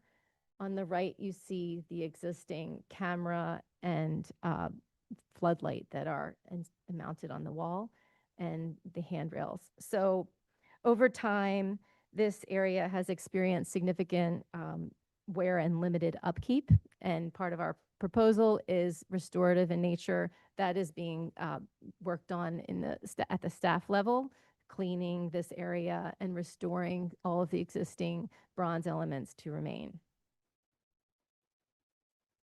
So here is our proposal. On the left is the section, and on the right, you see our plan. So we have multiple light fixtures that work together to provide the emergency egress lighting. We are required by code to provide 2-foot candles from the door to the sidewalk. So our approach is to provide this lighting, all the way, between that path with multiple sources of light in order to diffuse the light and have a softer light effect than a strong beam of light by 1 or 2 point sources. So the lights are comprised of one surface-mounted light fixture that replaces the existing floodlight and one of the broken cameras on the wall right now on the board form concrete. We have 5 planters on the left northern side that each have a concealed linear light that casts light down onto the sidewalk. And then we have 2 surface-mounted pendant lights under the soffit that you see here. Okay, so the light up under the soffit. And then there are tread lights that are also concealed under the nosing of the existing concrete steps that will be preserved and just added to. In addition, we have supplemental lighting that we are showing in our proposal, one on each of the diagonal corners of the planters to softly light the lower edge of the tree from both corners with a diffused, a snoot on the light fixture, which you'll see in the following slides. And then we have 2 signs. So one sign is on the wall that is surface mounted onto the wall, and the other the sign is just lettering that is mounted to the top of the door frame at the existing bronze door.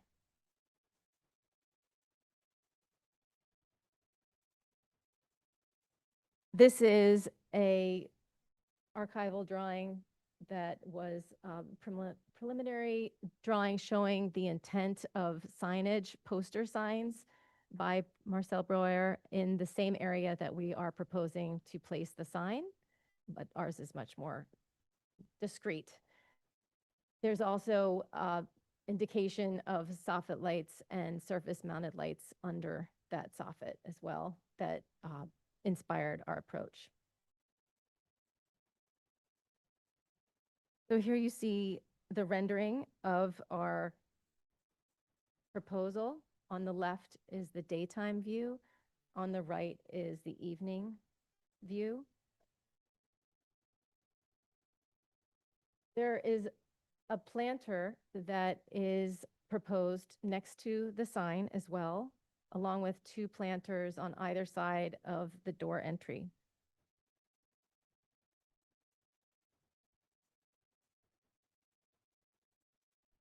So we Our design intent is to introduce these modest, legible, and reversible elements, not attached, the planter is not attached here, as an additive layer that is contemporary, but restrained. So clearly added to, not confused with the original materiality. The single potted tree serves multiple functions in our proposal. It signals new programmatic use of the restaurant. It softens the light and diffuses it so that we don't see any scalloping. And it connects the entry to the landscape expression that we are also providing in the sculpture garden, which you saw a little hint of in the previous rendering. So there are plantings that will be extending just the tips of them above that concrete parapet wall, the granite parapet wall that tie in together. So the tree and the sign work together to connect the restaurant with the street. We have been discreet and respectful in the scale and placement of our sign. We have reduced the size of the sign and the tree since our community board hearing. We have made this planter next to the sign 3/4 scale, and then the sign is 50% of the size that it was previously proposed, so that the sign lettering over the door and the lettering on the wall are the same size.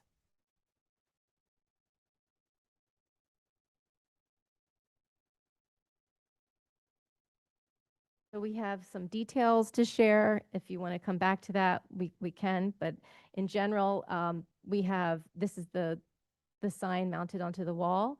It is mechanically fastened within the joints of the board-formed concrete. And we have a conduit that's encased in the rectilinear cap and then painted to match the color of the concrete wall. And you can see here in this image the size of the lettering, which is 3 inches. This is the lettering sign band over the door, which you can see is on the interior side of the wall. It's inside of the stair lobby, just behind the glass, with a concealed light strip right underneath of it. And it's mounted to the top of the bronze door frame. Here's the concealed light and bronze cover over the existing concrete treads. They're very eroded at the nosing right now. They're original, but it was not special concrete, no detailing there. It's just it needs help, but it's also a tripping hazard, and we need the lighting. So here we have a detail of the proposed planters. So you can see where this is one example of a planter, and you can see the red dashed line showing where the linear concealed light is. It's within a reveal that is cut out of the planter so that they all work together to have this one continuous strip. The conduit would come up from the slab below. We have a room underneath of this space, and we would continue it across through the planters. The planters are then covered with a wood cap so that we can protect the root and the planting. So there's just an opening in that wood cover, this teak wood cover. And then you see the 2 corner angled low lights for the ambiance of the lighting of the tree with the snoots. So we'll now move to the sculpture garden.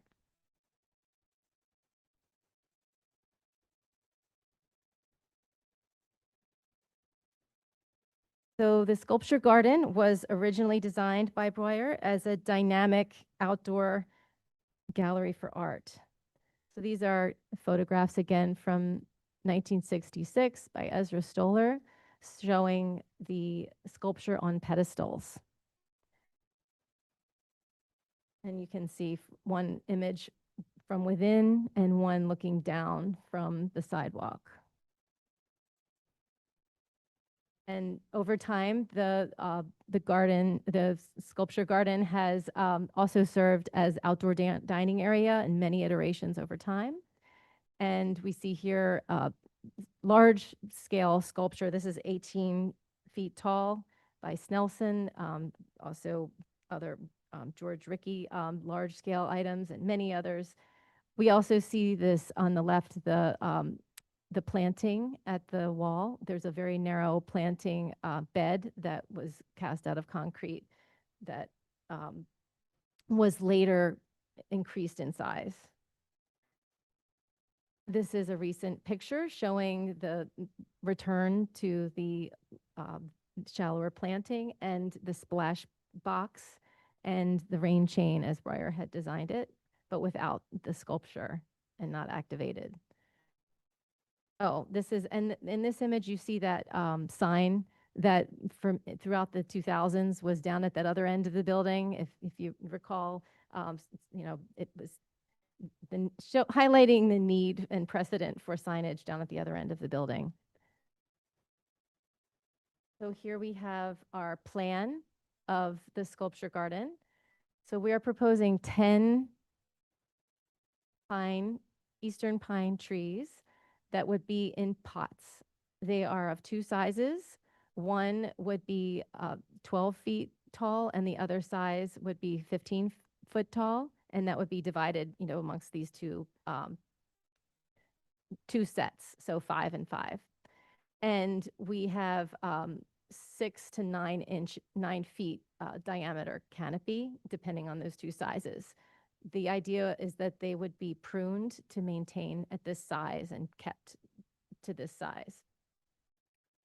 We have loose furniture for dining and umbrellas along the edge along Madison Avenue. We have the return of the splash box. And then we have 7 pedestals for sculpture that we are showing placed in these locations. These are the dark boxes that you see. And then we have a communal table in the center. And then we have a bar with a bar back at the southern side of the dining area.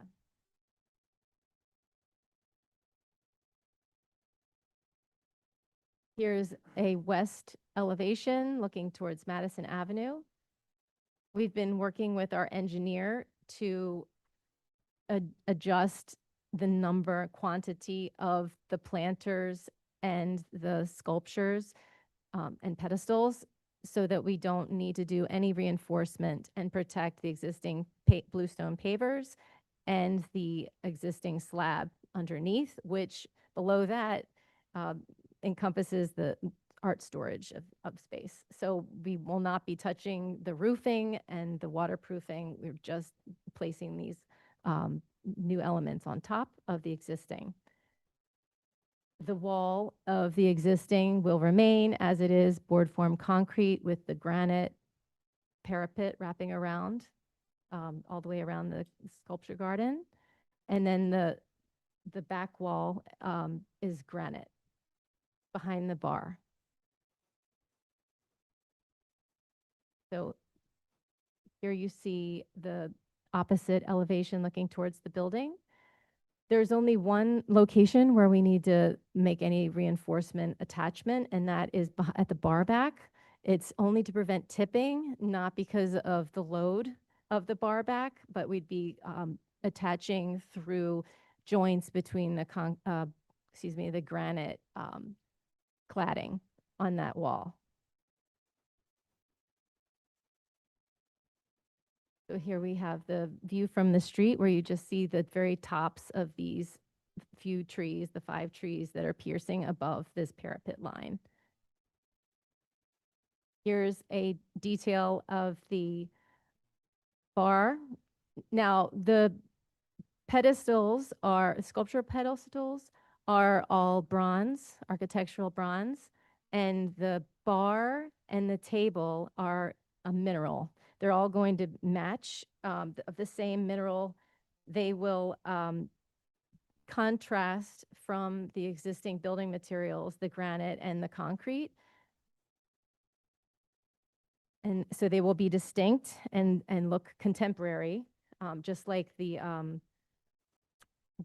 planters. I have one more, sorry. So this is the pedestal detail. So these are all architectural bronze. And then the planters, they're GFRC. They'll be smooth GFRC, which would also in a contemporary shape to contrast the concrete walls, the rough concrete walls.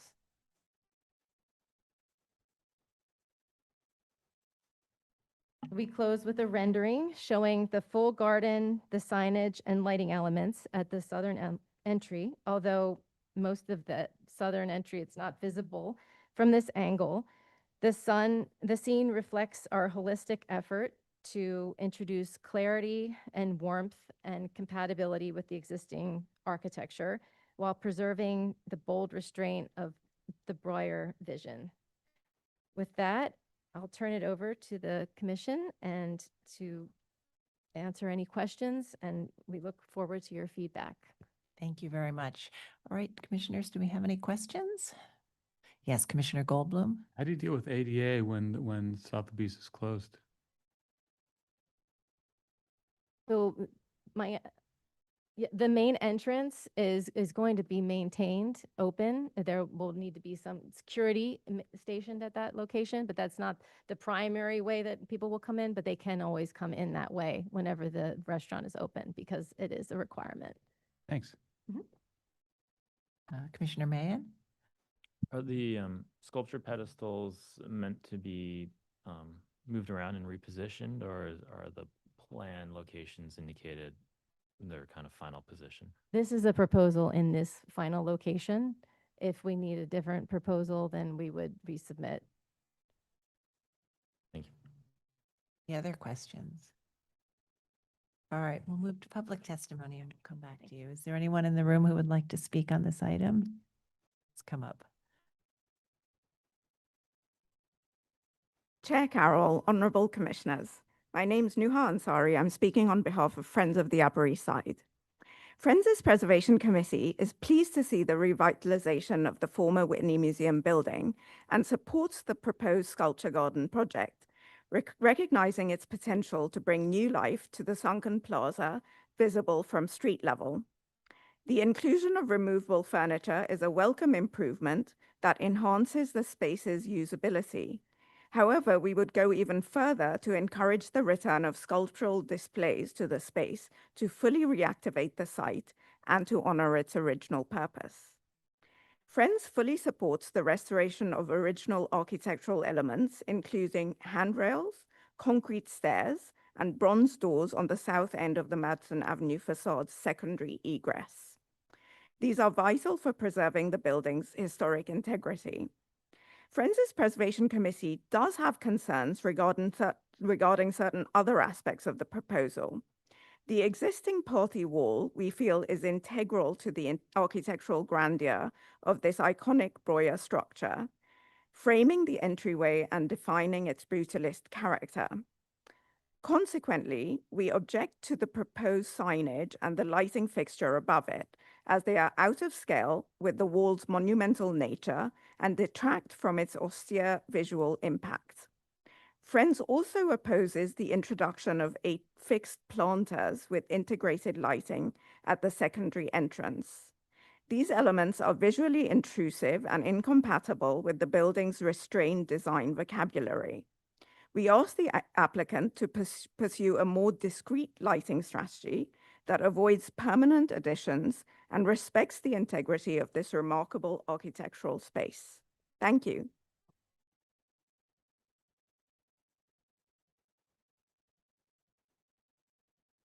Is there anyone else who would like to speak on this item? All right, not seeing anyone else, I will turn it over to our Director of Intergovernmental and Community Affairs, Stephen Thompson, to take us through any remote participants. Anyone joining us via Zoom who would like to speak, please use the raise hand function. Once called upon, we ask you to unmute yourself, state your name for the record, and you will have 3 minutes to speak. Our first speaker will be Kaylee Johnson.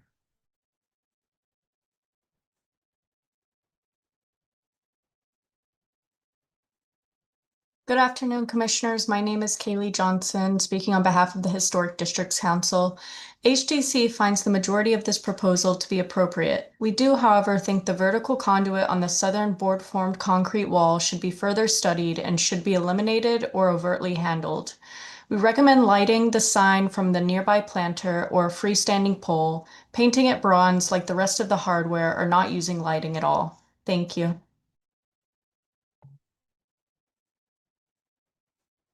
Our next speaker will be Liz Waitkus.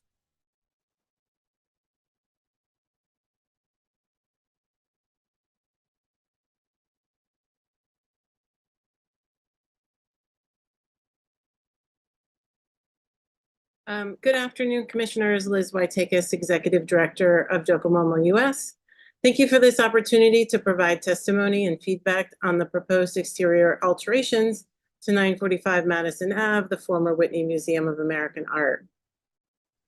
Docomomo US has reviewed the proposed changes to the south entrance and the sculpture garden and welcomes sympathetic improvements to the entrance and reactivating the garden area. The proposed signing, lighting, and electrical conduit on the south wall could, however, benefit from additional refinement to minimize visual impact. We would like to communicate our disappointment in learning about the changes to the interior that were approved in February 2025 prior to the May 2025 Commission approval and outside the hearing process. We believe these interior changes were significant enough to warrant a hearing like this one today.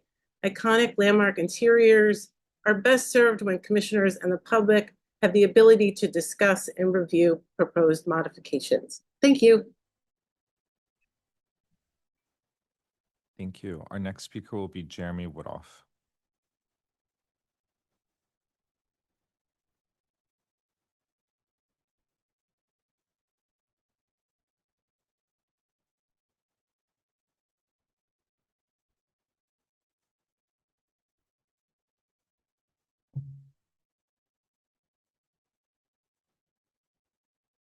Good afternoon, Commissioners. Jeremy Woodhoff speaking for the Victorian Society, New York.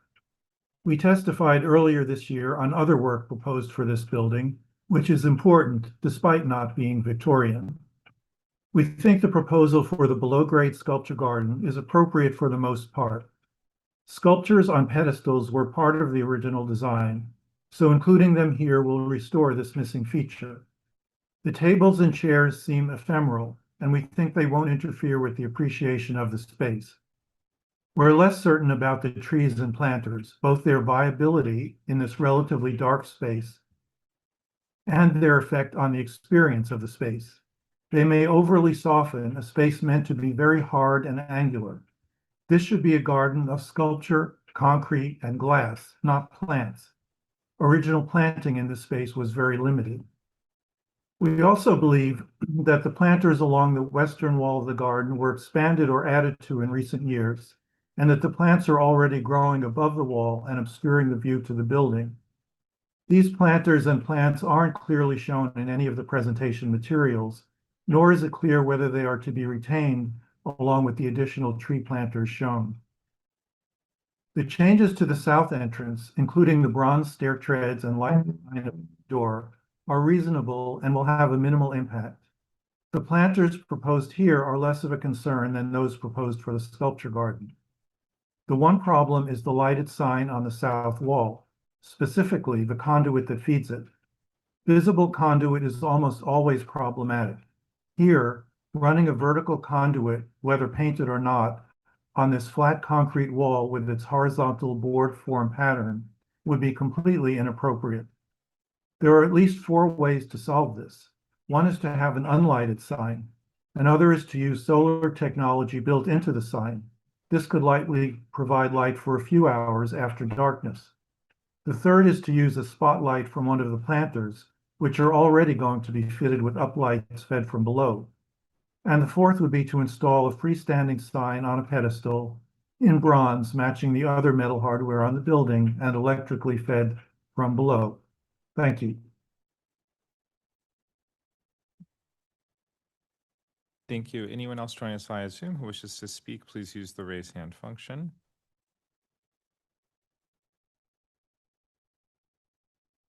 All right, seeing none, I will note for the record that Manhattan Community Board 8 recommends approval of the sculpture garden and took no action on the secondary entrances and signage. All right, would you like to respond to the comments we've heard?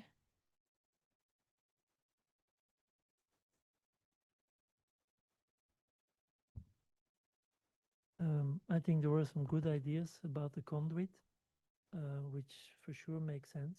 I think it is a bit difficult to have a conduit, even if there is one today. It's a bit shorter, but there is one.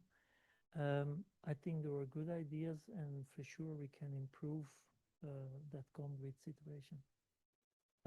Bringing some green into that sculpture garden is new, is not original, but I think it's not wrong, and for sure it's reversible. So it's an intervention that can change and can be removed over time, but to bring a bit green in that space, I think is not wrong. The way it is today with these trees along the wall that are indeed growing above this parapet wall is problematic because they start to block the view in, and that's what we try to avoid. We try to place them loose in the space so that the visibility from the sidewalk in is not jeopardized. Okay. I think those were the most important. I want to be clear about that. Brigitte showed the original planter along this west wall. It is, I think. Currently, there is a big planter placed on top, and that will be removed. So we go back to the original situation, which makes again the sculpture garden slightly bigger than today, but still going back to the original dimensions. Were there further comments? I think We found original documentation in the notes on the file for this project by Marcel Broer that there were plants in tubs. So there wasn't, it was something that was an original thought. And then one other thing I wanted to say about the lighting at the south entry, we had our lighting designer has been modeling with 3D light models to show us what the effect is of these different lights. And, you know, early on, they told us that we had to have 2 light fixtures on the wall, and that's how we moved away from that idea and distributed the light around so that it was lower from the planters, and so that we would get a much softer light effect, not seeing any scallops on concrete. It's very important, to us as as well as the advocacy groups, I think, to see the texture of the wall and not to over brighten it and have a stark splash of light. But I find the conduit the most important comment, to be very honest. And I think out of the 4 options that were suggested, I felt the last one was quite interesting. And I also thank the person for this input. I think it was the Victorian Society. So something freestanding on the ground, loose from the wall, maybe once pinned back so that it can't fall over, could be a good improvement. Okay, thank you. Another item we wanted to add is that the intent is for the pedestals to have evolving change of sculpture. It's just that the proposal is not to move the pedestal itself. That wasn't clear. Okay, any final questions? All right, let's move to our discussion though. Commissioner Nkwembe, would you make a motion to close the hearing? So moved. Thank you. Commissioner Wilder, would you second that motion? All in favor, say aye. Aye. Any opposed?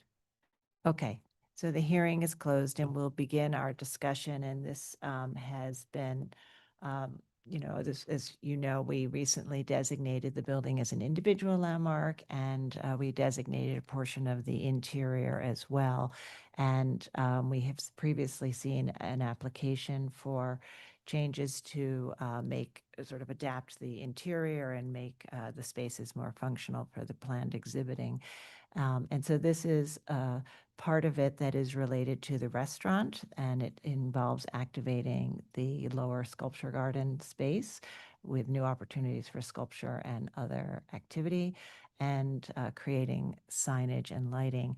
And I would note on the lighting discussion, the commission typically reviews fixtures and how they're attached, not the quality or the wattage of light, although it's hard to separate it from in this building because it is such a sculptural building and has these beautiful Ezra Stoller photos that are lit so well. But I think what is relevant is that in your thinking about the quality of the light, it actually reduced the number of fixtures and helped you think out the fixtures which are directly in our purview. So we appreciate that. So we'll have our discussion now. Commissioner Mahan, would you like to start this one? With pleasure. You know, the commission designates both individual landmarks and districts. Districts, you know, oftentimes for, you know, a kind of continuity, and then every once in a while there are these significant aberrations in the context of our city, and they're often buildings of more recent vintage, and this is one of the greatest examples of that. I'm glad that you started with a historic photo because it shows the way that, you know, it must have, you know, local residents, community members must have thought a spaceship had landed on Madison Avenue when this building was built.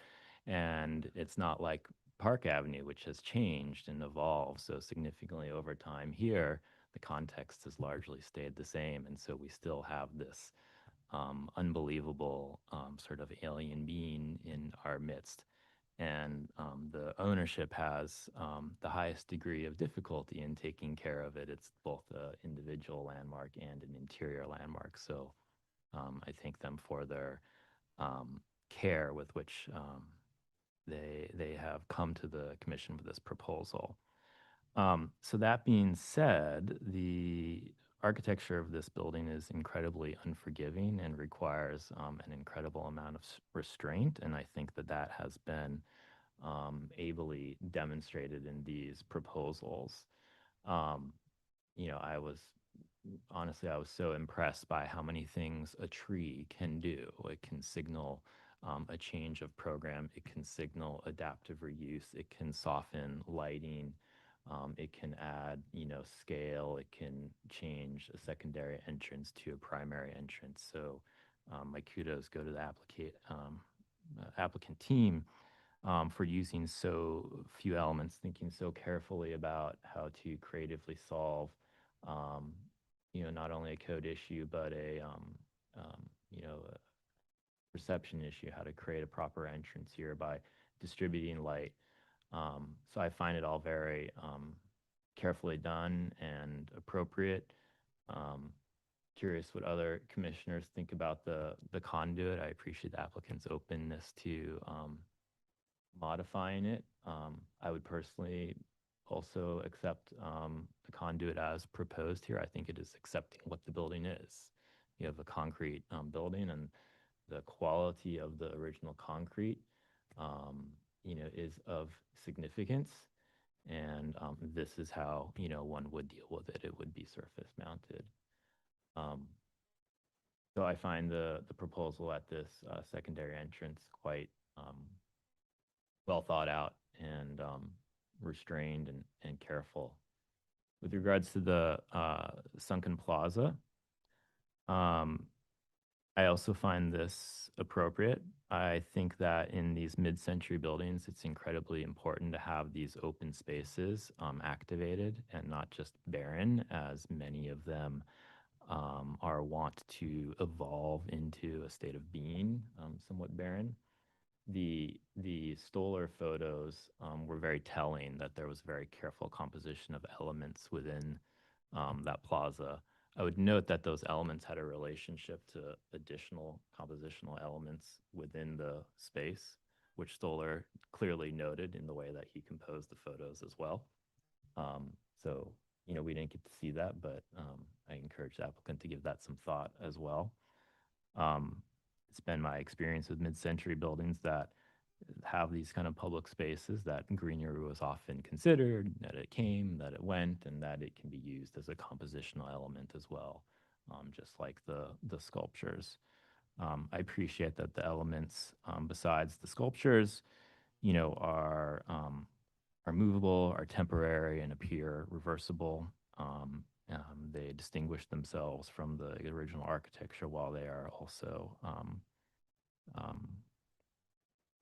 compatible and harmonious for it. So overall, I applaud the application. Thank you. Right. Thank you very much, Commissioner Chen. Yeah, nice comment. I think this building is such a example of brutalism, right? Where it is, and so I think that the comment about that this is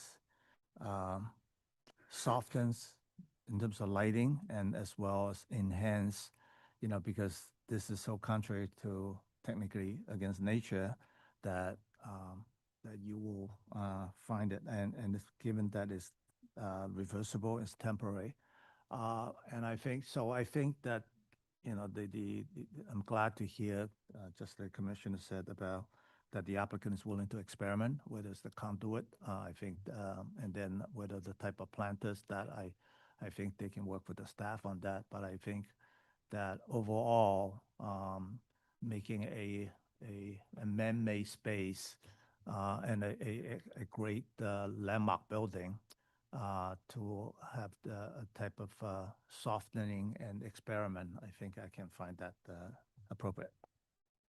Thank you. Commissioner Goldblum.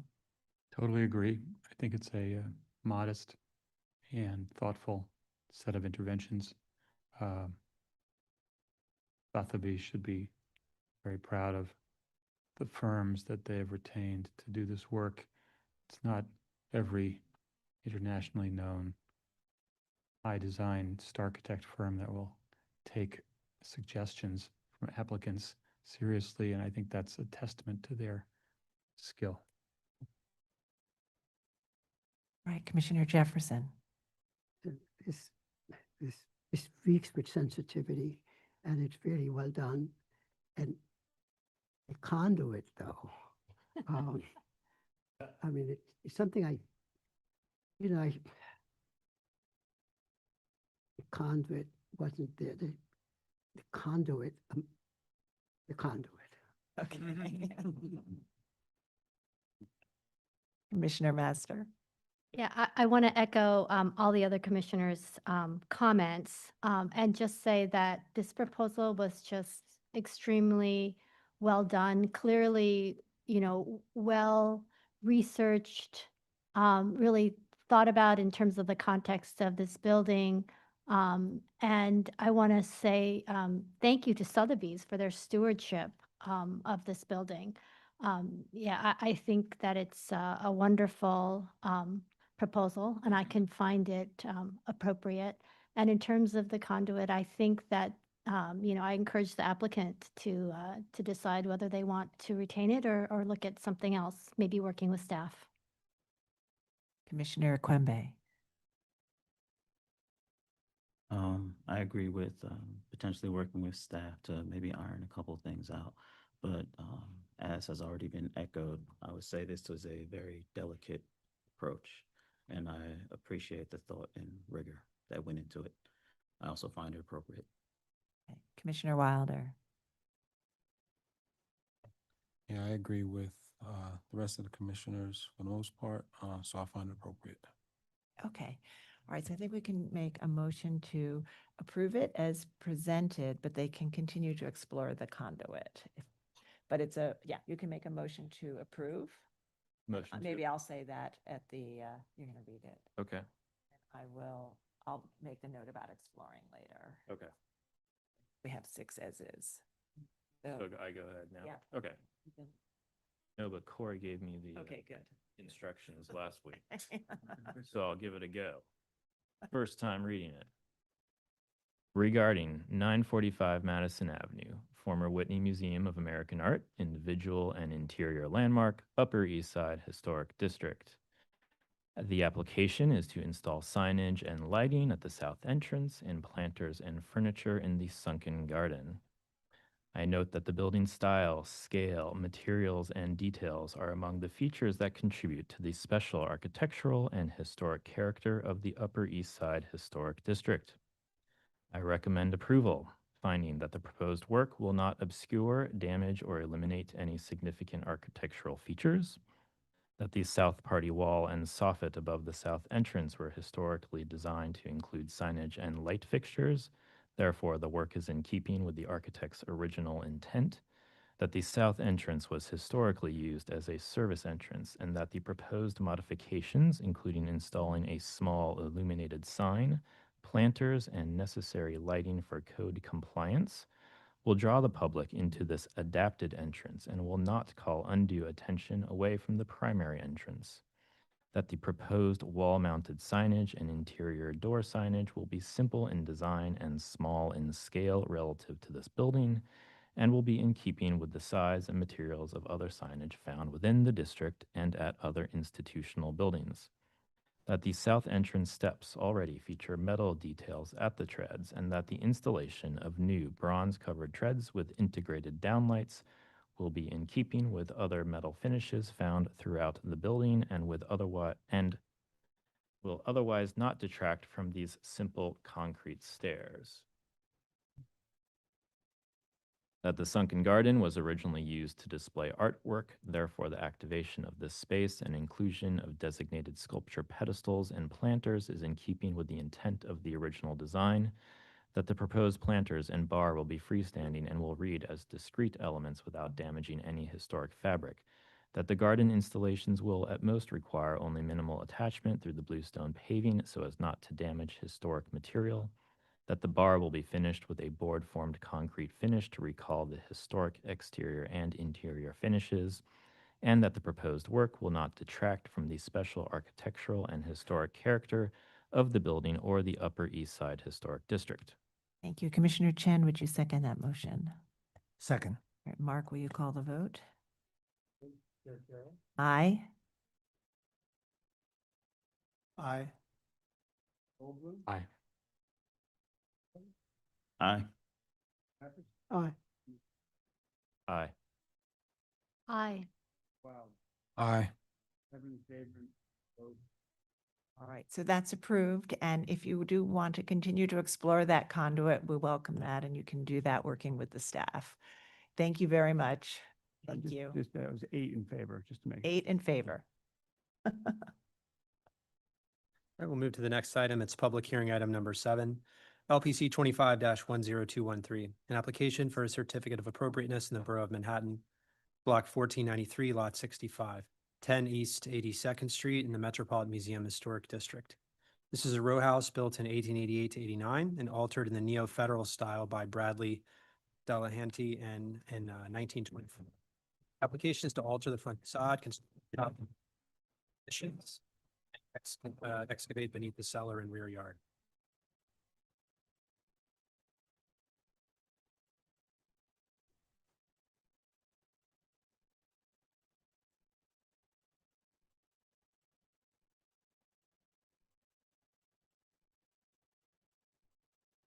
Good afternoon. It was a great presentation from the Whitney. It's funny, I was just there this morning. I just snapped 3 snapshots of it while I was walking by it this morning. I was like, and I just came in and there it is. So what a great presentation. My name is Bill Sook of Sook Design Studio, and I'm joined by John Gordon from my office. Also with our team is Valerie Campbell from Kramer Levin and Rhonda Wist of Wist Preservation Associates. Together we are discussing 10 East 82nd Street, which has had an unfortunate history of numerous alterations through its life and has resulted in a mashup of different styles and many removals of the original fabric, but has also left the condition of the facade materials in poor structural condition, and as we will be discussing further into the presentation. An excerpt from the designation report mentioned, quote, "It is often difficult to recognize the original features of Kilpatrick's Queen Anne design. The facades of numbers 10 and 12 have been completely altered, while number 14 was replaced by a completely new building," end quote. Our team and our clients seek to modify the front facade to a more neo-federal style that is prevalent in this neighborhood and emphasizes elegance and restraint rather than grandiosity, where we are proposing to create a more unified facade design that will include recladding the front facade with limestone creating a central entrance and more of a classic tripartite composition.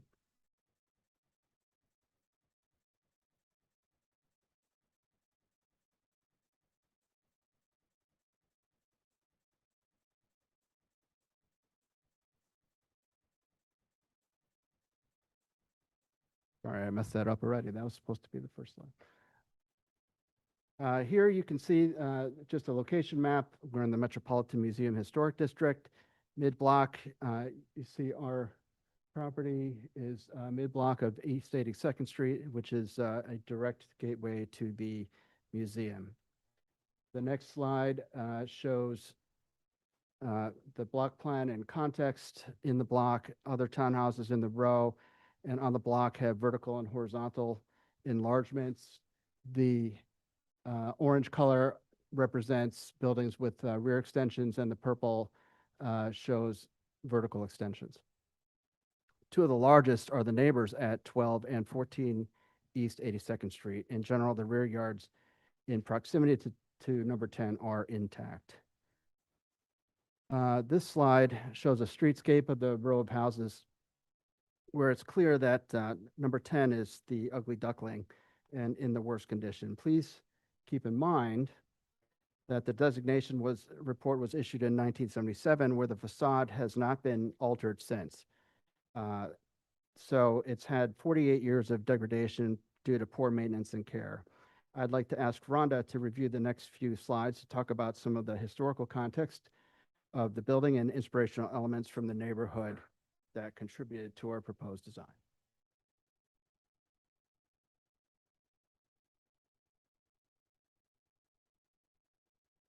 Good to see you all. Very grateful to be here. So these were six, am I not? Okay. These were six speculative houses built between 1888 and 1889 by Edward Kirkpatrick, and they were part of a covenant to ensure that all the houses on this block were first class, that is brick and stone. Originally, they were an asymmetrical ensemble in Queen Anne style, but only little bits tell the story. 4 and 6 were a pair. Those are the ones on the right. 14 was entirely rebuilt, and 8 and 10, which are, well, you'll see in a second, 8 and 10 were a non-identical pair. Now, the designation report from 1977 calls 10 East 82nd Street neo-federal, essentially because of certain ornaments, such as the rosettes and the vertical grooving over the parlor floor. And in addition, there were a bunch of changes made in the decade or so prior to the report. The iron balcony right over the entrance is something out of sort of Charleston Gardens in B. Altman, and the consequent change to the pediment over the westernmost entrance was changed at that time.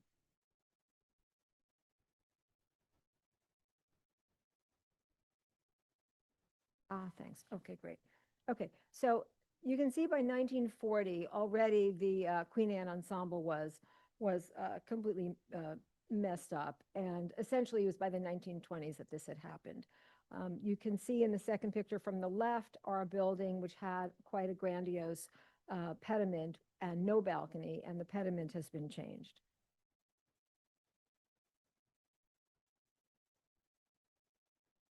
Thank you.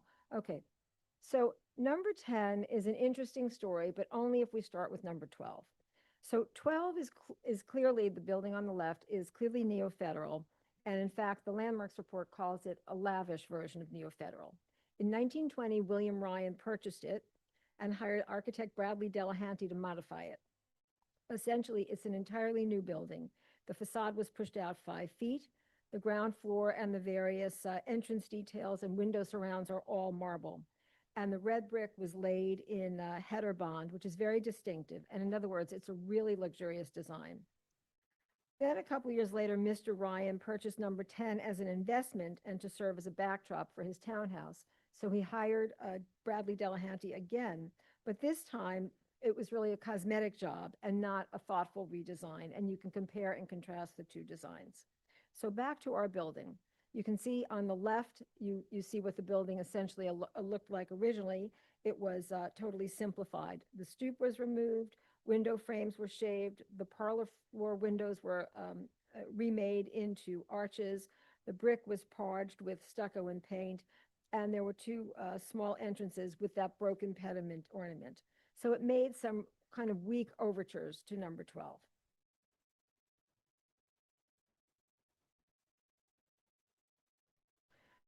So I just want to show you some examples of neo-federal style buildings in the district. They're all very planar. They're very crisp designs.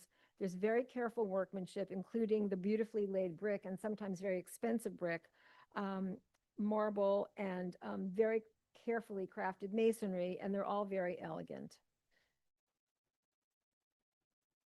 These are a random sample of entrances in the central entrances within the district. Some of them have an additional service entrance. Some of them are just the central entrance, but we're proposing to make a central entrance, and I just wanted to show you how many precedents there are. This is just an example of a nearby recladding. We're not talking about the style. And these are some balconies in the area, and all of these balconies were an intrinsic part of the original design. They weren't just sort of added on, 50 years later. So I just wanted you to see these as well.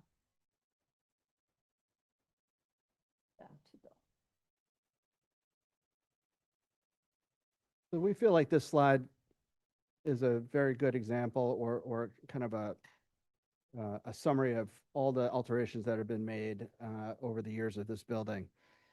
So it shows this timeline of interventions to the front facade. On the upper left is from 1926, and then 1940 on the lower left, and then 1970 on the upper right, and current state. And we feel like this slide kind of accurately shows the illustration of the building's kind of historical demise. Nothing from the original facade has been left untouched at this point. Everything has been altered, parged over, or replaced. Remembering that this building originally had a stoop and a parlor floor entrance, and it appears that the original front door was masked over by brownstone, replaced by an arched window. And this brownstone finishing was added later. In addition, all the window enframelents had been completely altered. We've seen evidence of cracking, peeling paint, spalled brick throughout the facade, and assume the conditions under the parched brownstone material to be in bad shape as well.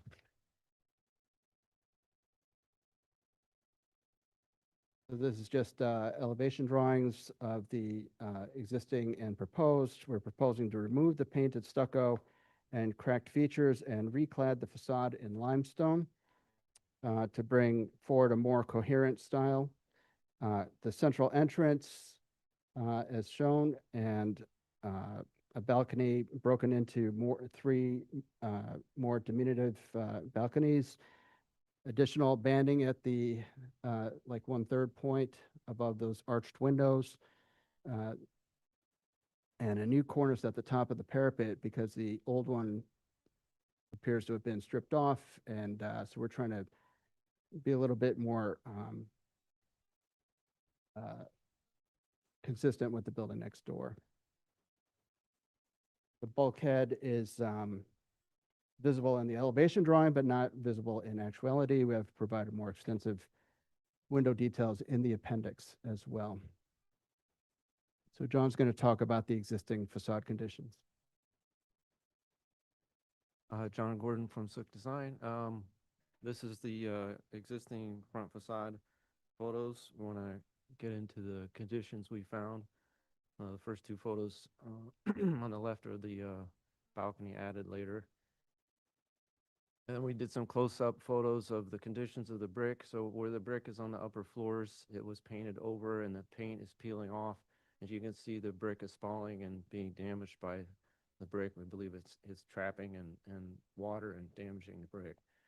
And then you can also see in the banding at the brownstoning layer, there's cracking forming, and also in the cornice that was added and in the parapet, there's cracking shown in the brickwork and masonry.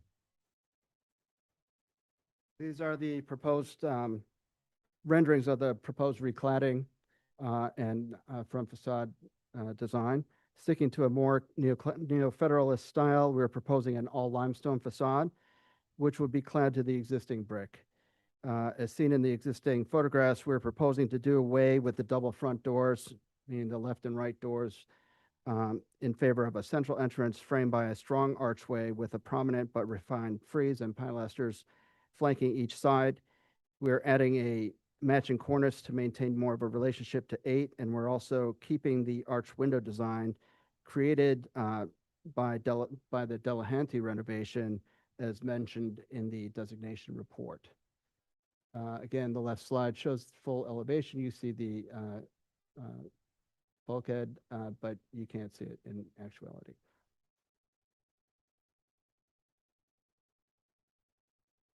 Now we're moving to the rear facade of the building. There's really the rear facade you can see in the central photo. The dashing shows where our proposed facade will be. There's really no character to it. It's pretty much a blank wall.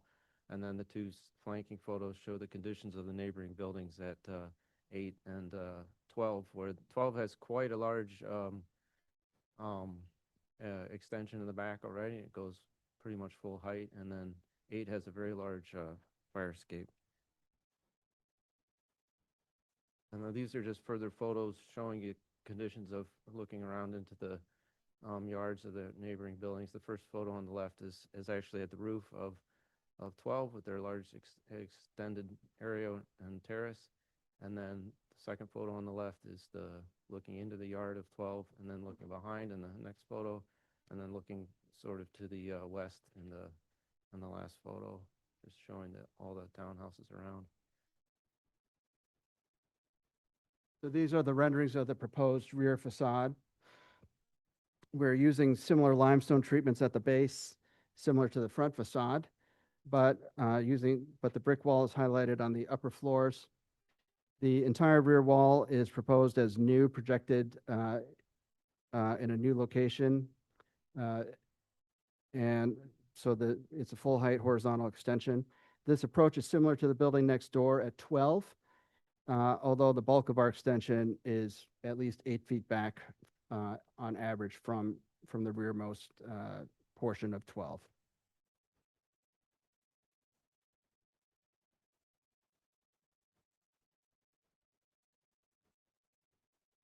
Here again, you can just see the rear elevation drawings.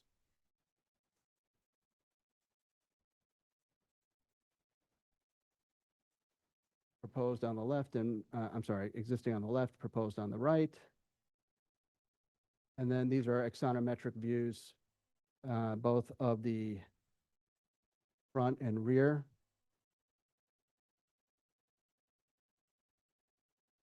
This shows the section of the existing building. And then overlaid on top of that, so you see the shaded bluish gray shade, that's the existing building, and you're seeing the proposed extension to the rear and some excavation below.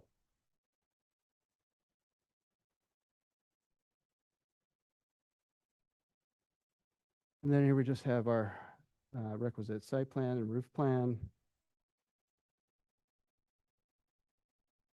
Existing floor plans. Proposed floor plans. And then here's our board showing all the proposed materials. In the front facade, which is in the gathering on the left, would be the limestone as mentioned. We're planning to use wood casement windows in the front, painted black on the rear, again limestone at the base, brick above. Rear windows would be proposed to be steel and glass as well. So to talk about the visibility studies, John's going to mention that. Now we're doing the visibility studies with the mock-up on the roof, and this is standing directly across the street from the house. And you could see in the mock-up of the top photo with the orange is the extended chimney. We have the extended chimneys, which are pretty close to the front. And that's the only piece that's visible. The proposed bulkhead is not visible. And the rendered version is the photo below it. And And then moving to the next location, location B, you can see on the map the dot. We've moved down 82nd Street towards the corner, but not quite there yet. You can still see just the chimneys in the orange, and then the rendered version below it pretty much disappears into the skyline. And then we're standing all the way at the museum at the steps, quite far away, and we've zoomed in these photos to see again. You can only see that chimney extension, and we are you can see the bulk of it there. We're willing to consider trying to reduce its bulk if it helps to just use like flue pipes to reduce its bulk. It's the only visible element. Now standing at the location D, which is moving the other direction east along 82nd Street. This is the last spot before it becomes invisible, but again, you just see that front chimneys, and then the rendered view is on the photos below. And now if you go to 81st Street, there's a very large building on the corner, but when you get to this location where that red dot is on the map, there's a very small view corridor between the large building and the next building. There's a little alleyway there, and you can see in the orange here is the chimney is visible here, and then we rendered it in. And I just want to point out that this structure here is a very large structure further back in one of these larger buildings over here on the map. So that's much further back for reference. And then just the photo of the mock-up, the piece that we're seeing from the front is this guy right here.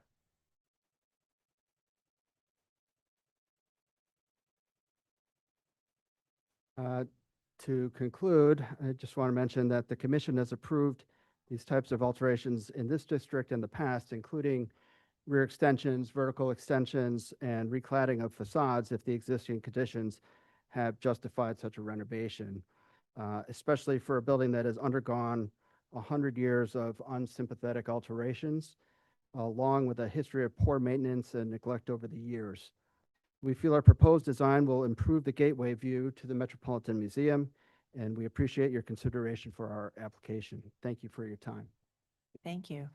All right, commissioners, do we have any questions? Yes, Commissioner Goldblum. Sure. Okay. So the rear yard addition is supposed to be a full height addition. I'm sure that you guys have been around the block. Why do you think that it's okay to get rid of the top floor and bury that? I know that your firm has been involved in other applications where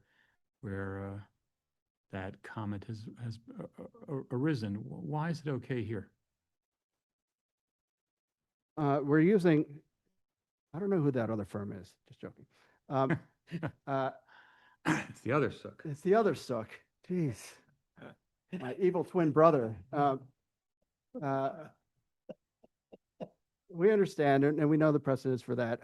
We feel that the main precedence is really to the building next door, and felt like that kind of set up what we're proposing today.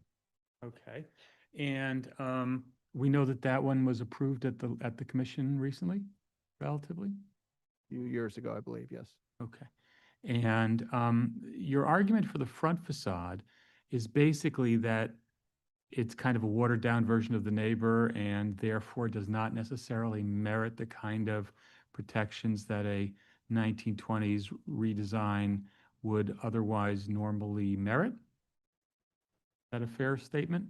Yes. Okay, and the cracks on your page 14, you're showing some evidence of deterioration of the front facade. Is your intention to replace all the brick all the way? No, our intention You're is just to recladding that first, you're just recladding the piano nobile and that's it. Yes, we're planning to just clad over that existing brick. And you're going to paint the rest, or are you going to expose the brick, or? No, the entire facade would be clad with the brick, with the limestone. Okay. So you won't see the any entire of the skin. Yes, Okay. yes, sir. Great. And the evidence that you're showing is of, can you describe a little bit more about what we're seeing in those photos on page 14? Yeah, hold on, let me get to page 14.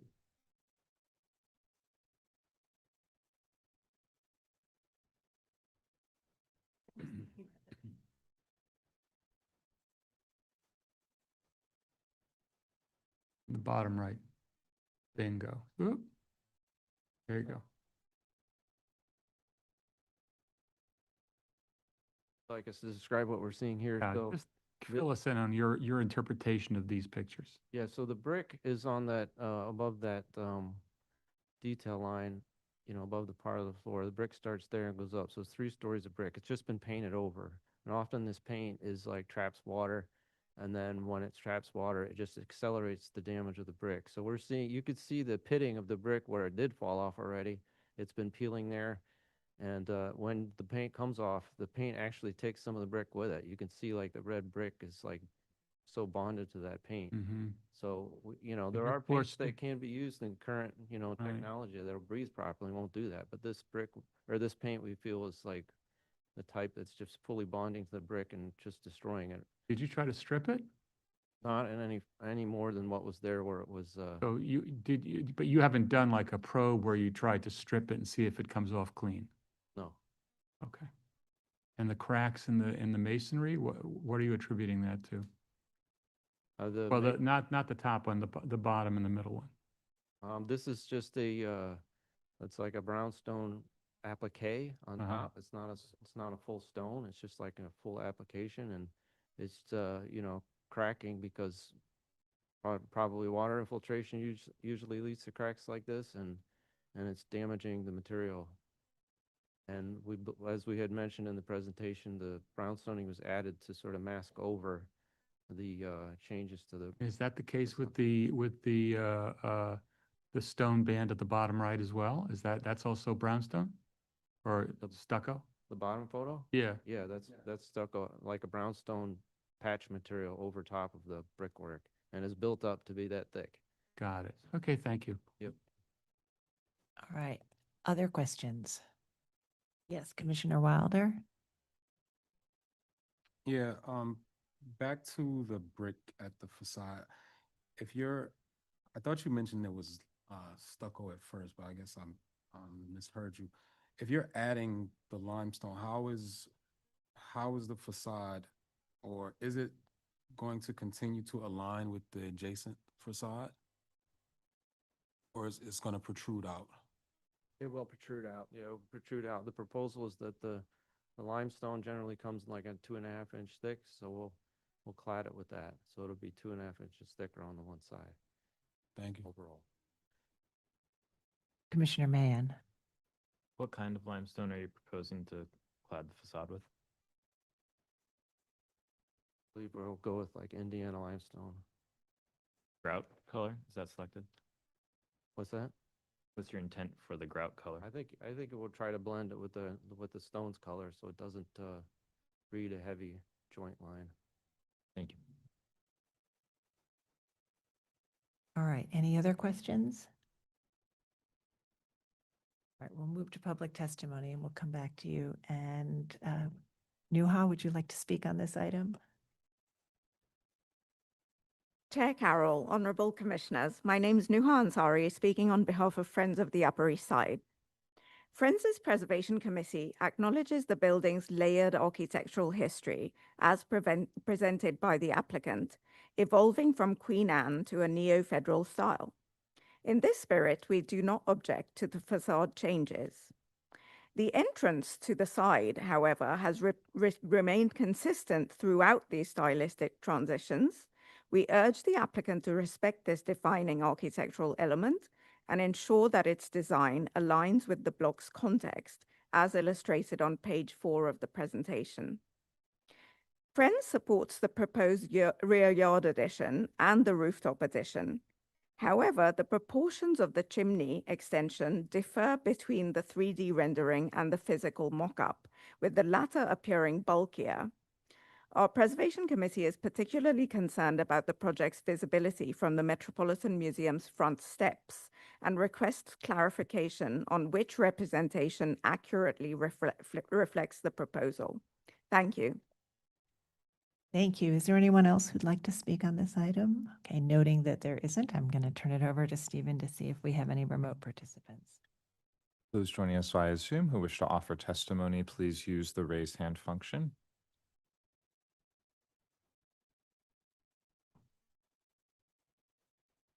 Right, Seeing none, I'll note for the record that Manhattan Community Board 8 recommends denial. All right, thank you.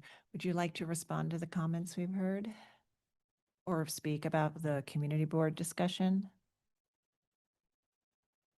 Well, the community board discussion, we actually, the design that we presented to the community board is slightly different than what we're presenting to you today, meaning we took some of those comments to heart and feel like we are being respectful of that. One of their comments was talking about the front facade in the they were talking about the arched windows that we originally showed squared off windows, a square upper portion of the window, and now we changed that to the arch to be more consistent with what was there today, and which was also mentioned in the designation report. As far as the central entrance, I mean, I think that that's shown a history of being altered quite a few times, going back to the original point of when it used to actually be a stoop with a parlor entrance. And we feel that the double doors is actually kind of is making this kind of like this duality of entrances. You can't, there's no like prominent, this is the front door of this house, or this is the service entrance of this house. So we're trying to rectify that by creating this central entrance. All right, commissioners, any final, oh yeah, please go ahead. Just add about the comment about the chimneys. Like we had mentioned, we're interested in trying to reduce it to just flue pipe potentially. I wanted to switch to the mock-up photo. Sorry, takes a little while to get there. Oop. So the mock-up is the sticks were set a little bit further out from the existing chimney. These chimneys are actually 8 flues, and we believe we can reduce it down to 4, just the flues of the neighbor's house. Those are flues for both houses. So if we can just reduce to 4 pipes, we think the bulk will be quite a bit less. So we think what will be there would be a bit smaller. So we'd like to study that and present that. Okay. But I did hear, I think you said you'd be open to doing a lower brick and just the pipes and. All right, any final questions? Yes, Commissioner Just one Chen. clarification, Commissioner Goldblum's question about your back facade with the window, how do we resolve that? Just because neighbors, okay. Yeah, well, and I mean, I guess I would say this, which, you know, the commission, as the applicants know, has had a history of looking at rear yard additions, and where there is a continuous row, has asked applicants to preserve the top floor so that that reading of that row is still legible. And then over the years, we've also, particularly in older historic districts, or where there are earlier buildings, we have also applied that approach to ensure retention of some historic fabric or a sense of the original volume of the building. But that's really, that part of it is really applied on a case-by-case basis. And the Upper East Side is a neighborhood where the buildings, because they went through these renovations in the early 20th century at the front facade, they also historically went through a lot of renovations and additions at the back facades. And so in this district, we actually see many historic full height and very large additions that kind of spill out into the yard. And so given that context, we have, where there isn't a continuous row, we have allowed for full height rear yard additions, which probably explains the approval on the adjacent building. So I think that's something to think about in that context. Valerie? Valerie Campbell from Kramer 11. Just to add to that, in the row of houses, the original row, it is only the immediately adjacent row that is in the same plane on the top floor, and that in that case, that's the commercial or community facility building. It's NYU, and they have this huge structure. this fire escape structure that's on the rear of that building. So there's really not sort of the consistency that's, as you said, you see in some historic districts where you can look and see, you know, a line of 3, 4, 5 row houses that have the same, in the same plane. Okay, Commissioner Master. Yeah, I believe that the community board also objected to your limestone facade. Is there a reason why you chose the limestone facade rather than to keep the, or to repair the Delahanty facade?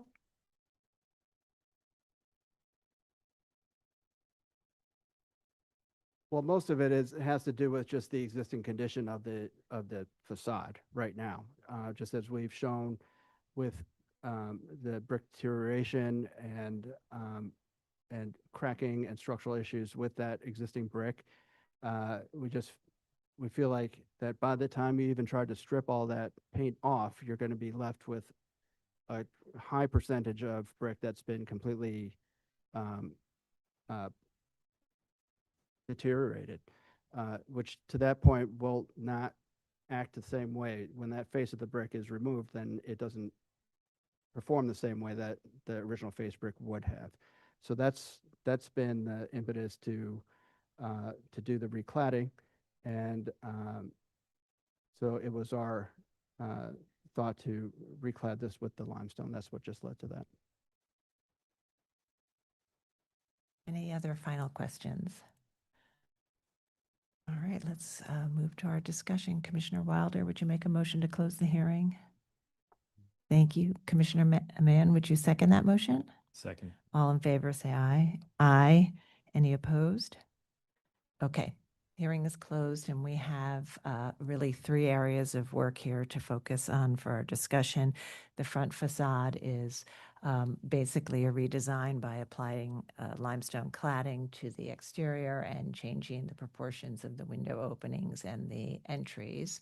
And to provide a little bit of context, as we know, in the early, the Upper East Side developed with buildings, row houses being constructed in the 19th century, in 19th century styles, and then in the early 20th century, as they became very fashionable, many of the row houses were altered with new facades, often inspired by classical designs, classical styles. And that happened both with the removal of the stoop and the building out of the front facade entirely, as you can see at I think it's 112 or number 12, East 82nd Street. And sometimes it happened with just the stoop being removed and the facade being stripped or resurfaced in a light colored material, and changes to window openings that were more modest but reflect a more classical style, which was popular at the time. And so we actually have an example of both here, the full redo where it's built out to the property line and a more modest stripping of the facade. The applicants have laid out a specific history to that, and that's something for you all to consider. I think when we have approved recladding of a facade entirely, it has often come along with a real detailed explanation of the condition of the building and that the facade is delaminating and really does require a new material. And then there's a discussion about what material that should be and how it fits in with the historic precedents over time. So I think that it was helpful to have a discussion about the condition here, and that will be something we'll consider also in our comments. And then at the back, we have the full height rear yard addition, again, in a varied context in this block. And then finally, the rooftop chimneys, which the applicant says that they are willing to continue to study. So we'll begin our discussion. Commissioner Goldblum, would you start this one? Sure. Thank you. Okay. So rooftop work, I think, is appropriate. I think that the applicant should work with the staff. If reductions to the visible chimneys are possible, then those should certainly be done. The rear facade, for me, I'm usually motivated to retain that top floor because of the retention of the historic volume of the building. And if this rear facade would have been demonstrated to have been itself subject to an earlier extension to the top, I could have been persuaded. But since it was not, I think that it's important to retain that sense of the original volume for the top floor at the rear facade. In terms of the front facade, I think we need, in terms of the, let's work from the top down, I think the new cornice is fine. I think that the brick facade on the top 3 floors, we need to see a little bit more evidence. The photos didn't really show, for me anyway, evidence of a kind of systemic failure of that facade. If indeed the paint that was put on here was just like, house paint, then it could be stripped off perhaps pretty effectively. So I would ask that they work with the staff to prepare a sample or two that show, in their opinion, what the results would be of an attempt to strip it off. And I think the basis from which I would speak on this is that the design of the front facade is a historically significant design. It's part of a historically significant era and style of design that characterizes this historic district. So I wouldn't be so quick to toss it out. Now, that said, there have been lots of cases where applicants have come in and done full neoclassical, neo-Baroque facades in this district, and similar ones on the Upper East Side. Those, in my recollection, have usually been on buildings that have been stripped bare, not a building like this, which has definable, visible, stylistic elements that reflect a significant historic period. So I think that would kind of color my thoughts on it generally. So the brick, more proof. The surrounds, I think the surrounds at the upper 3 floors are typical of that style and could be considered okay. I would want to know that installing those surrounds would not damage the brick if the brick is to remain. The casement windows, I don't see a reason why they would be appropriate. If we have evidence that the historic design showed 6/6 windows, then I don't see where the casements come from. I would stick with the 6/6, especially since the neighboring building has it as well. And that was, there was some talk about the two being designed to harmonize. I think that the piano nobile stone cornice is appropriate, although I think its design should stick closer to the original. We often replace stucco, brownstone trim pieces, so I don't think that's particularly controversial. But I think that the design of it is distinctive and should be retained, even if it's in a new material. I think that the rustication and veneer of the piano nobile and ground floor are in and of themselves potentially appropriate, but I think that the design details need significant scrutiny. If you're working within a particular style and you're not doing so in an ironic or modernizing way, I think you got to stick to the details. And I don't think you would see a rustication of that size. I think they got to look at the molding profiles, especially at the ground floor, where the design doesn't look right to me. It looks kind of off. I think the proportions, the way the rustication meets the windows is again unusual. To have a molding that hits the rustication like that, it's not kind of playing by the rules. So I think that they should either make it smooth and keep the surrounds, or basically look at their examples and try to do a better job of being neo-federal. I think that the relocation of the entry to the center is appropriate. But again, I think that the details, the styles of the doors and the surrounds need to be looked at very carefully from the perspective of proportion and the fidelity to the design era that they seek to emulate. Right, Commissioner Chen. Yeah, I agree a lot with the comment of Commissioner Goldblum. The brick needs more evidence in the front. Glad to hear they are working on the chimney, minimizing it. And I think the back, the windows, I think in this context, I can let it stay as is, as proposed. Yeah, that's about. Okay. Commissioner Mahan.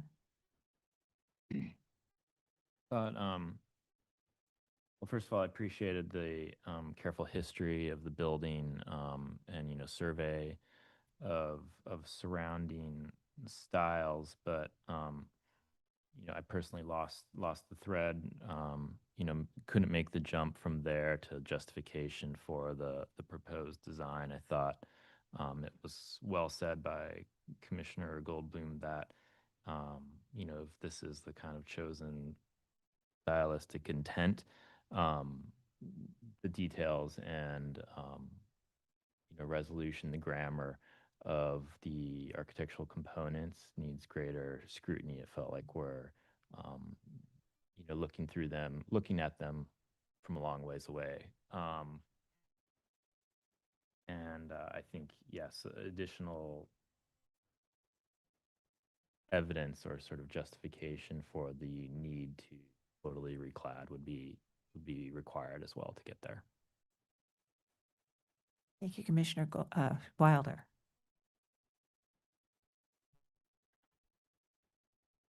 Yeah, I think in terms of the front facade, I do think that more evidence is necessary in terms of understanding the condition of the brick. I appreciate the examples that were shared, but I think systemic was the word that was used. We don't know. It doesn't really show us whether that's the condition for the entire face of the building. So I would like to see more evidence. And then I don't know if there were other cladding materials thought of, maybe even brick, or it seems, even though I know you compared this building to 12, it seems like the comparison should be to 8, which it feels like it's more kind of similar to in terms of its design and scale of everything. And it kind of leaves that building behind. It's not like it's your responsibility, but there is something about those two buildings kind of sharing the same look that I can appreciate. So I would probably want to explore the original brick facade as it is. The other things I think I'm okay with. Commissioner Quembe.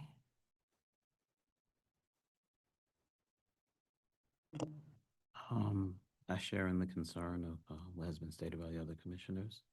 I do believe a facade study and just the materiality and also the intent should be studied more. And potentially, I believe that will also give some enlightenment to how the rear can be, I guess, maybe reimagined as well. Maybe in a more simplistic style because it is the rear. But I believe those will give you some keys to how to move forward and actually stay in alignment with kind of the changing nature of the site itself and actually kind of its, I guess, the history that's present and can be extracted from it at this point. Thank you, Commissioner Master. Yeah, I think that the rear facade is fine as presented. I think that the chimney, the applicant said that they're going to look at possibly reducing the height. And I'm going to agree with the architects here that the front facade, perhaps we don't know the extent of the damage to the brick. So I think in order to justify the limestone cladding, I think we'd need to see more proof of the damage. Okay. And Commissioner Jefferson. I agree that the back facade, that the volume of the building, existing volume should be kept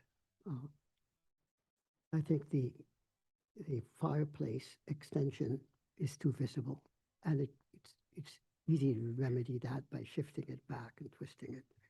Just a form switch. I think the front facade is where I have the most problem because I can appreciate the new facade, but I find the existing facade really elegant, and I've been sitting trying to figure out why. And the space between the windows and the proposed elevation are narrower, and it doesn't have enough. The windows don't have enough space to breathe somehow, and starting from the top of the existing, you can see the three windows on the top are just work very well. The piano nobile windows are fine. The entry level is the weakest part of the existing building. And I think they solve that in the proposed building. So if they mesh those two together, then they would have a kind of the space between windows, the elegance of the existing, I think would be fine. Okay, great. Thank you all for your thoughtful comments and appreciate the clear presentation. So we're going to take no action today. I think that there is a majority in support of the rear, and I think with your continued work on the chimneys, we'll find something that is in keeping or consistent with what we've approved. But I think we'll ask you to rethink the front facade a little bit more, both in terms of doing some test samples for paint removal to really understand the condition of the brick and evidence for need for recladding. And then in addition to that, thinking about sort of, I think, working with some of the proportions that you already have. I think that, there's some support for the center entry and the cornice and some of the details, but some of those I think really need to be continue to be studied before you come back to us. All right, so we'll take no action and we'll move to the next and final item. All right, the last item is public hearing item number 8. LPC 25-10480, an application for a certificate of appropriateness in the Borough of Manhattan, Block 2060, Lot 40, 410 West 146th Street in the Hamilton Heights Sugar Hill Historic District. This is a Romanesque revival-style row house designed by Neville and Bagg and built in 1893. The application is to enlarge an existing rear extension and modify openings and install windows at the rear facade.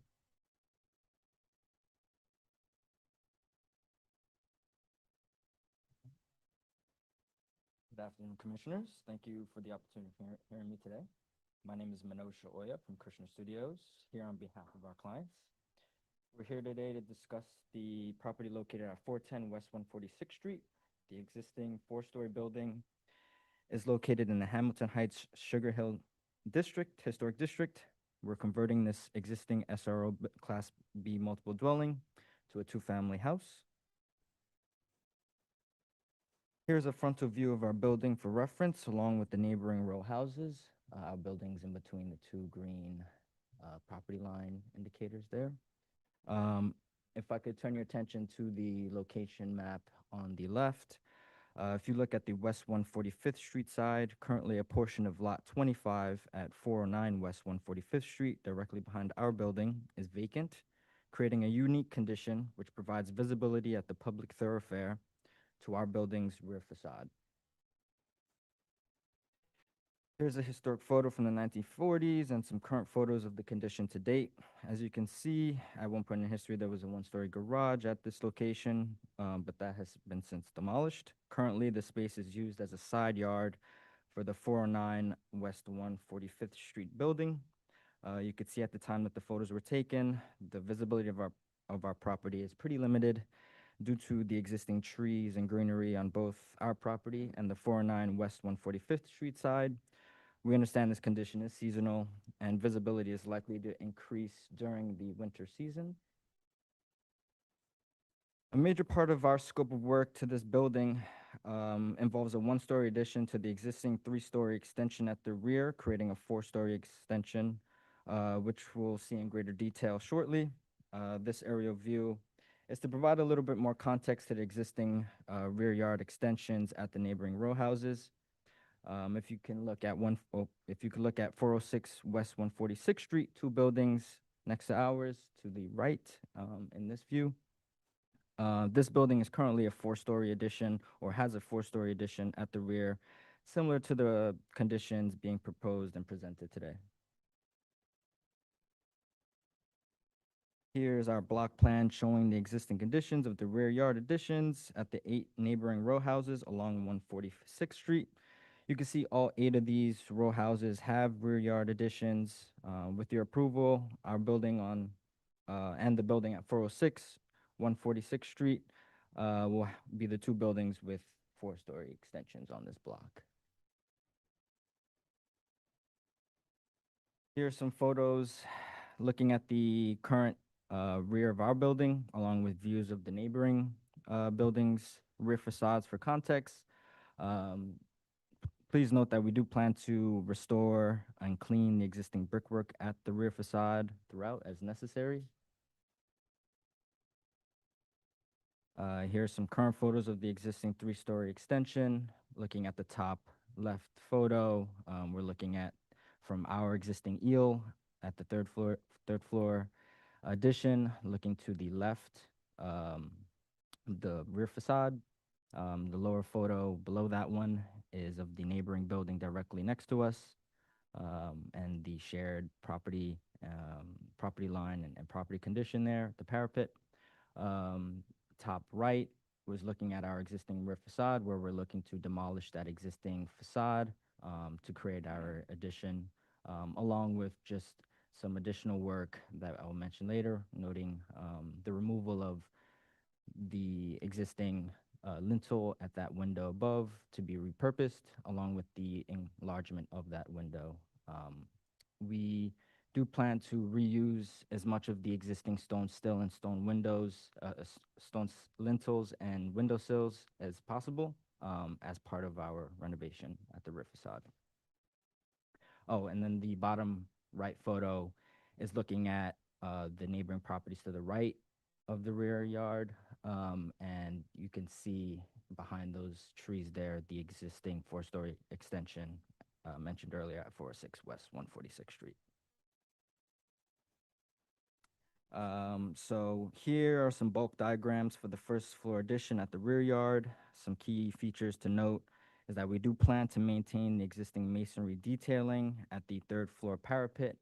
That seems to be a consistent theme throughout these row houses. We also plan to maintain the existing cornice and corbel brick detailing at the roof parapet as well. These features are integral to the design and maintain the existing synergy that exists throughout the 146th Street row houses. Here's an overview of the proposed demo scope of work.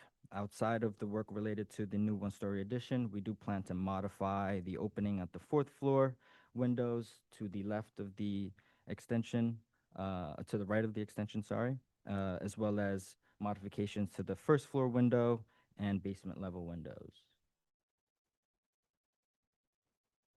Here's a quick overview of the proposed scope of work. Again, as you can see, we're maintaining the existing parapet condition, the masonry parapet condition at the 3rd floor, along with reintroducing the existing corbel brick design and installation at the roof parapet.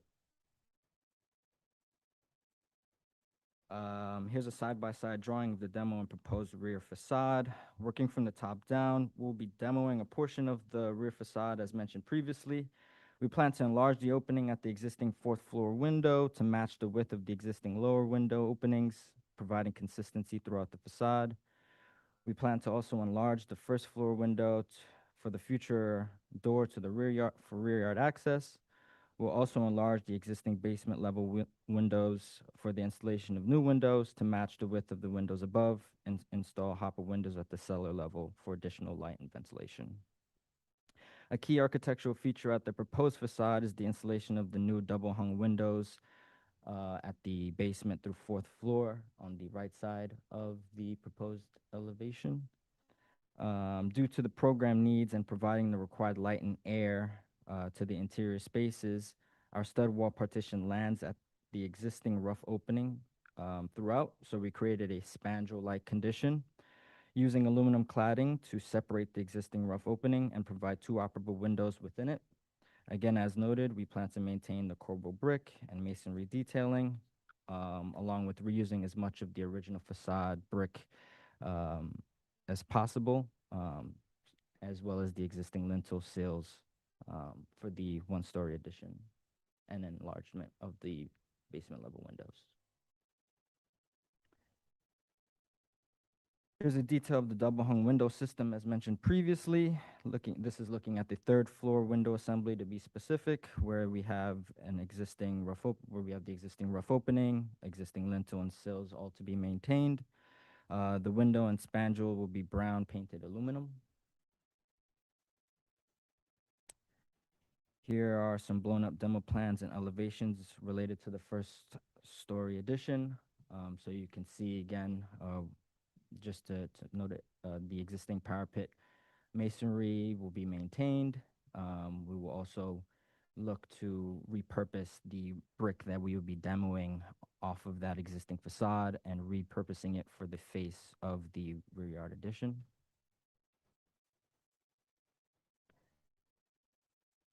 Here's a blow up of the proposed plans and elevations as well. So we will be installing a new face brick at that top right elevation to match the existing brick masonry below it in size and color and type, as well as introduce the cornice and cobble detailing at the parapet. So, wrap around at that existing, to meet the existing corbel brick at the neighboring property. Here's a blow-up cross-section at the fourth floor extension showing the conditions along our lot line, neighboring 408 West 146th Street, and along our existing rear yard. The idea here is to use face brick at these wall assemblies to match the adjacent surfaces. And again, we're constructing this rear addition on top of the existing parapet. The construction of the wall neighboring our 408 West 146th Street will be a CMU construction for fire rating requirements, and then we will be doing regular metal stud wall construction for the other faces of the property, of the extension.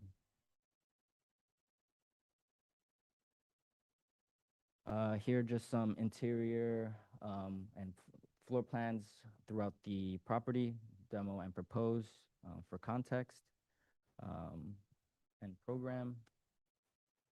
Again, this floor, if I could bring your attention to the lower proposed plan at the rear facade, you can see where that partition is landing at that existing rough opening, where we plan to introduce that spandrel panel that will join the two windows and provide the necessary light and air for those bedrooms.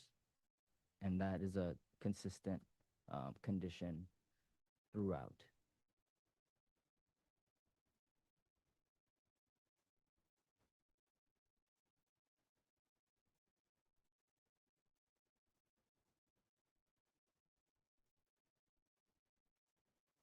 That brings me to the end of my presentation.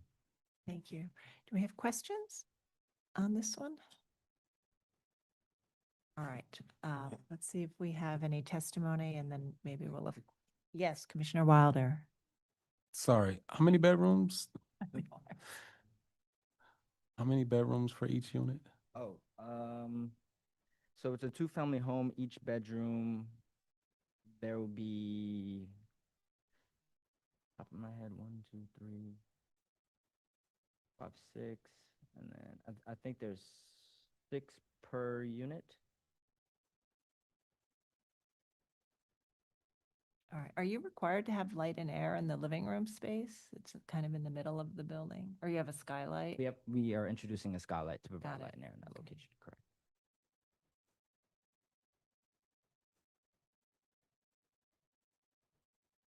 All right, any other questions?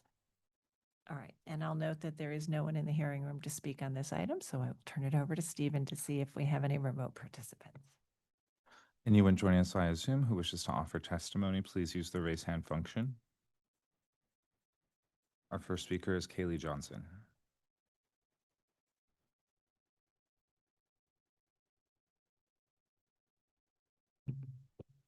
Hello, Commissioners. This is Kaylee Johnson with the Historic Districts Council. HDC finds the proposed alterations to be inappropriate. There's a strong line at the rear cornice that repeats itself throughout the entire block. It should remain unaltered. Thank you. Anyone else joining us via Zoom who wishes to speak, please use the raise hand function. Seeing none, no, we did not receive a resolution. Okay. Would you like to respond to any of those comments? Or Yes, that of course. comment? I believe she's referring to the cobblestone, the cobble brick detailing at the existing rear parapet located here. So again, as noted, we do plan to maintain or reintroduce that exact same detailing at our rear yard addition, and that will wrap around on two faces of that addition. Okay. All right. Any final questions? Yeah, just on that point, those details are created with thin brick? Correct. You can create that kind of buildup with thin brick? This job is not being done with regular bricks, it's being done with thin bricks. So for the face of the facade, we will be reusing the existing brick that we will be removing off of that existing rear facade and repurposing it. But the side, we're going to do a face brick, non-visible portion. So would the pattern return on the side as well, or would it just go straight up flat? We plan to reintroduce that detailing on that facade as well. Okay. All right. Thanks. Wrapping around the addition. All right. Any other questions? Then let's move to our discussion. Commissioner Aquembe, would you make a motion to close the hearing? So moved. Thank you. Commissioner Master, would you second that motion? Second. All in favor, say aye. Aye. Any opposed? Okay. All right. So now we are looking at alterations to this rear facade, which include an extension on top of the existing L, which would rise to the full height of the building, and the enlarging of the window opening adjacent to it in the existing rear facade. I think we're also looking at the lower floors only because there's a little gap view, right? Otherwise, those would meet the rules for staff level approval, except that there is this gap view through the alley between the two buildings on the opposite street. Yes, and that then means where they wish to do two windows separated by that thick mullion, it no longer matches the configuration. And since you can see that, right. So the commission needs to. If it were not visible at all, the window configuration on the lower levels would be eligible for a staff level review.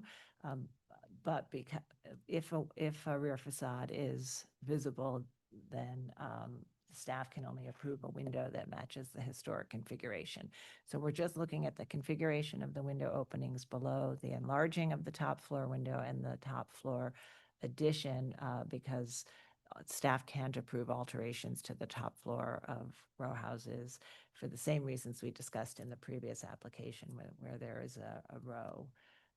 The commission has often asked for consistency through that row. So we'll begin our discussion. Commissioner Jefferson, would you like to start this one? Sure.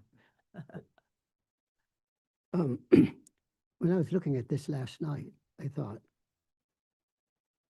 the existing donut with everything 3 stories was just wonderful. And how did they, at some point, added a 4th floor to one of these buildings?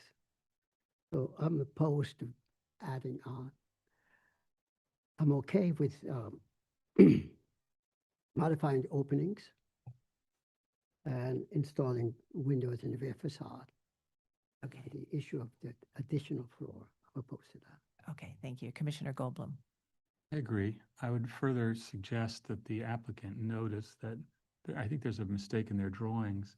They show the neighbor's 4th floor addition as being brick clad, whereas the photograph shows it as having a clapboard siding on one side and stucco on the other.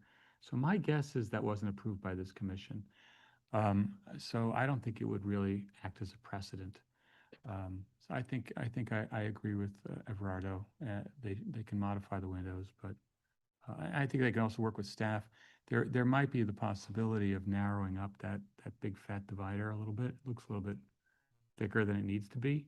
And since, I mean, this is a very unusual situation where we do have a virtually pristine row. So I'd be judicious in modifying it. Commissioner Chen. Yeah, I think they should work with the staff to reduce that thickness in the and as well. I agree with the comments. Commissioner Mann. I concur with the comments already made. And while it's not strictly our purview, I would advise the applicant that there are several conditions within the interior plan that appear to clearly not be code compliant relative to light and air. Commissioner Wilder. Yeah, I think I kind of agree with everyone else. I don't know, this probably can't say this, but maybe one less bedroom to eliminate that wide kind of mullion. I think that's what's driving it. And you solve that problem really easy by eliminating that bedroom or shifting it or something. But yeah, I kind of agree with everyone else as well. Commissioner Quimby. I agree with what's been said. I believe the addition will be in kindness, what's already represented on the block. And I guess working with the staff, more attention can be taken to the windows and how they are placed within the rear facade. Okay, and Commissioner Master. Yeah, I agree with Commissioner Jefferson's comments. Okay. All right, so I think we can do a motion to approve with the modification that they eliminate the rooftop addition on the L and that they continue to work with the staff on the details of the mullions to lighten them up. To explore lightening them up if feasible. In the matter of LPC 25-10480, 410 West 146th Street. Application is to enlarge an existing rear extension and modify openings and install windows at the rear facade. I note that the building scale, style, material, and details are among the features that contribute to the special architectural and historic character of the Hamilton Heights Sugar Hill Historic District. I recommend approval with modifications, finding that the proposed work will not damage or eliminate any significant architectural features, that the window openings would be modified at the rear facade and only seasonally visible from a gap view to a vacant lot on West 145th Street, that the proposed paired 1/1 double hung windows installed within each opening at the lower floors will be keeping with paired windows within single openings found at other houses within the row, and the enlarged windows opening at the top floor will align with the existing windows openings below, and that the work will not detract from the special architectural or historic character of the building or historic district.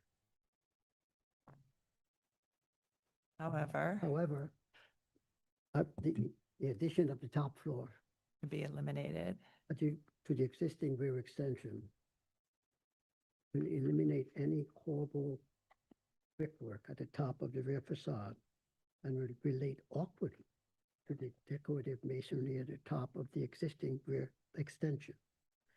That the building is part of a row for which only one building has an existing full height extension.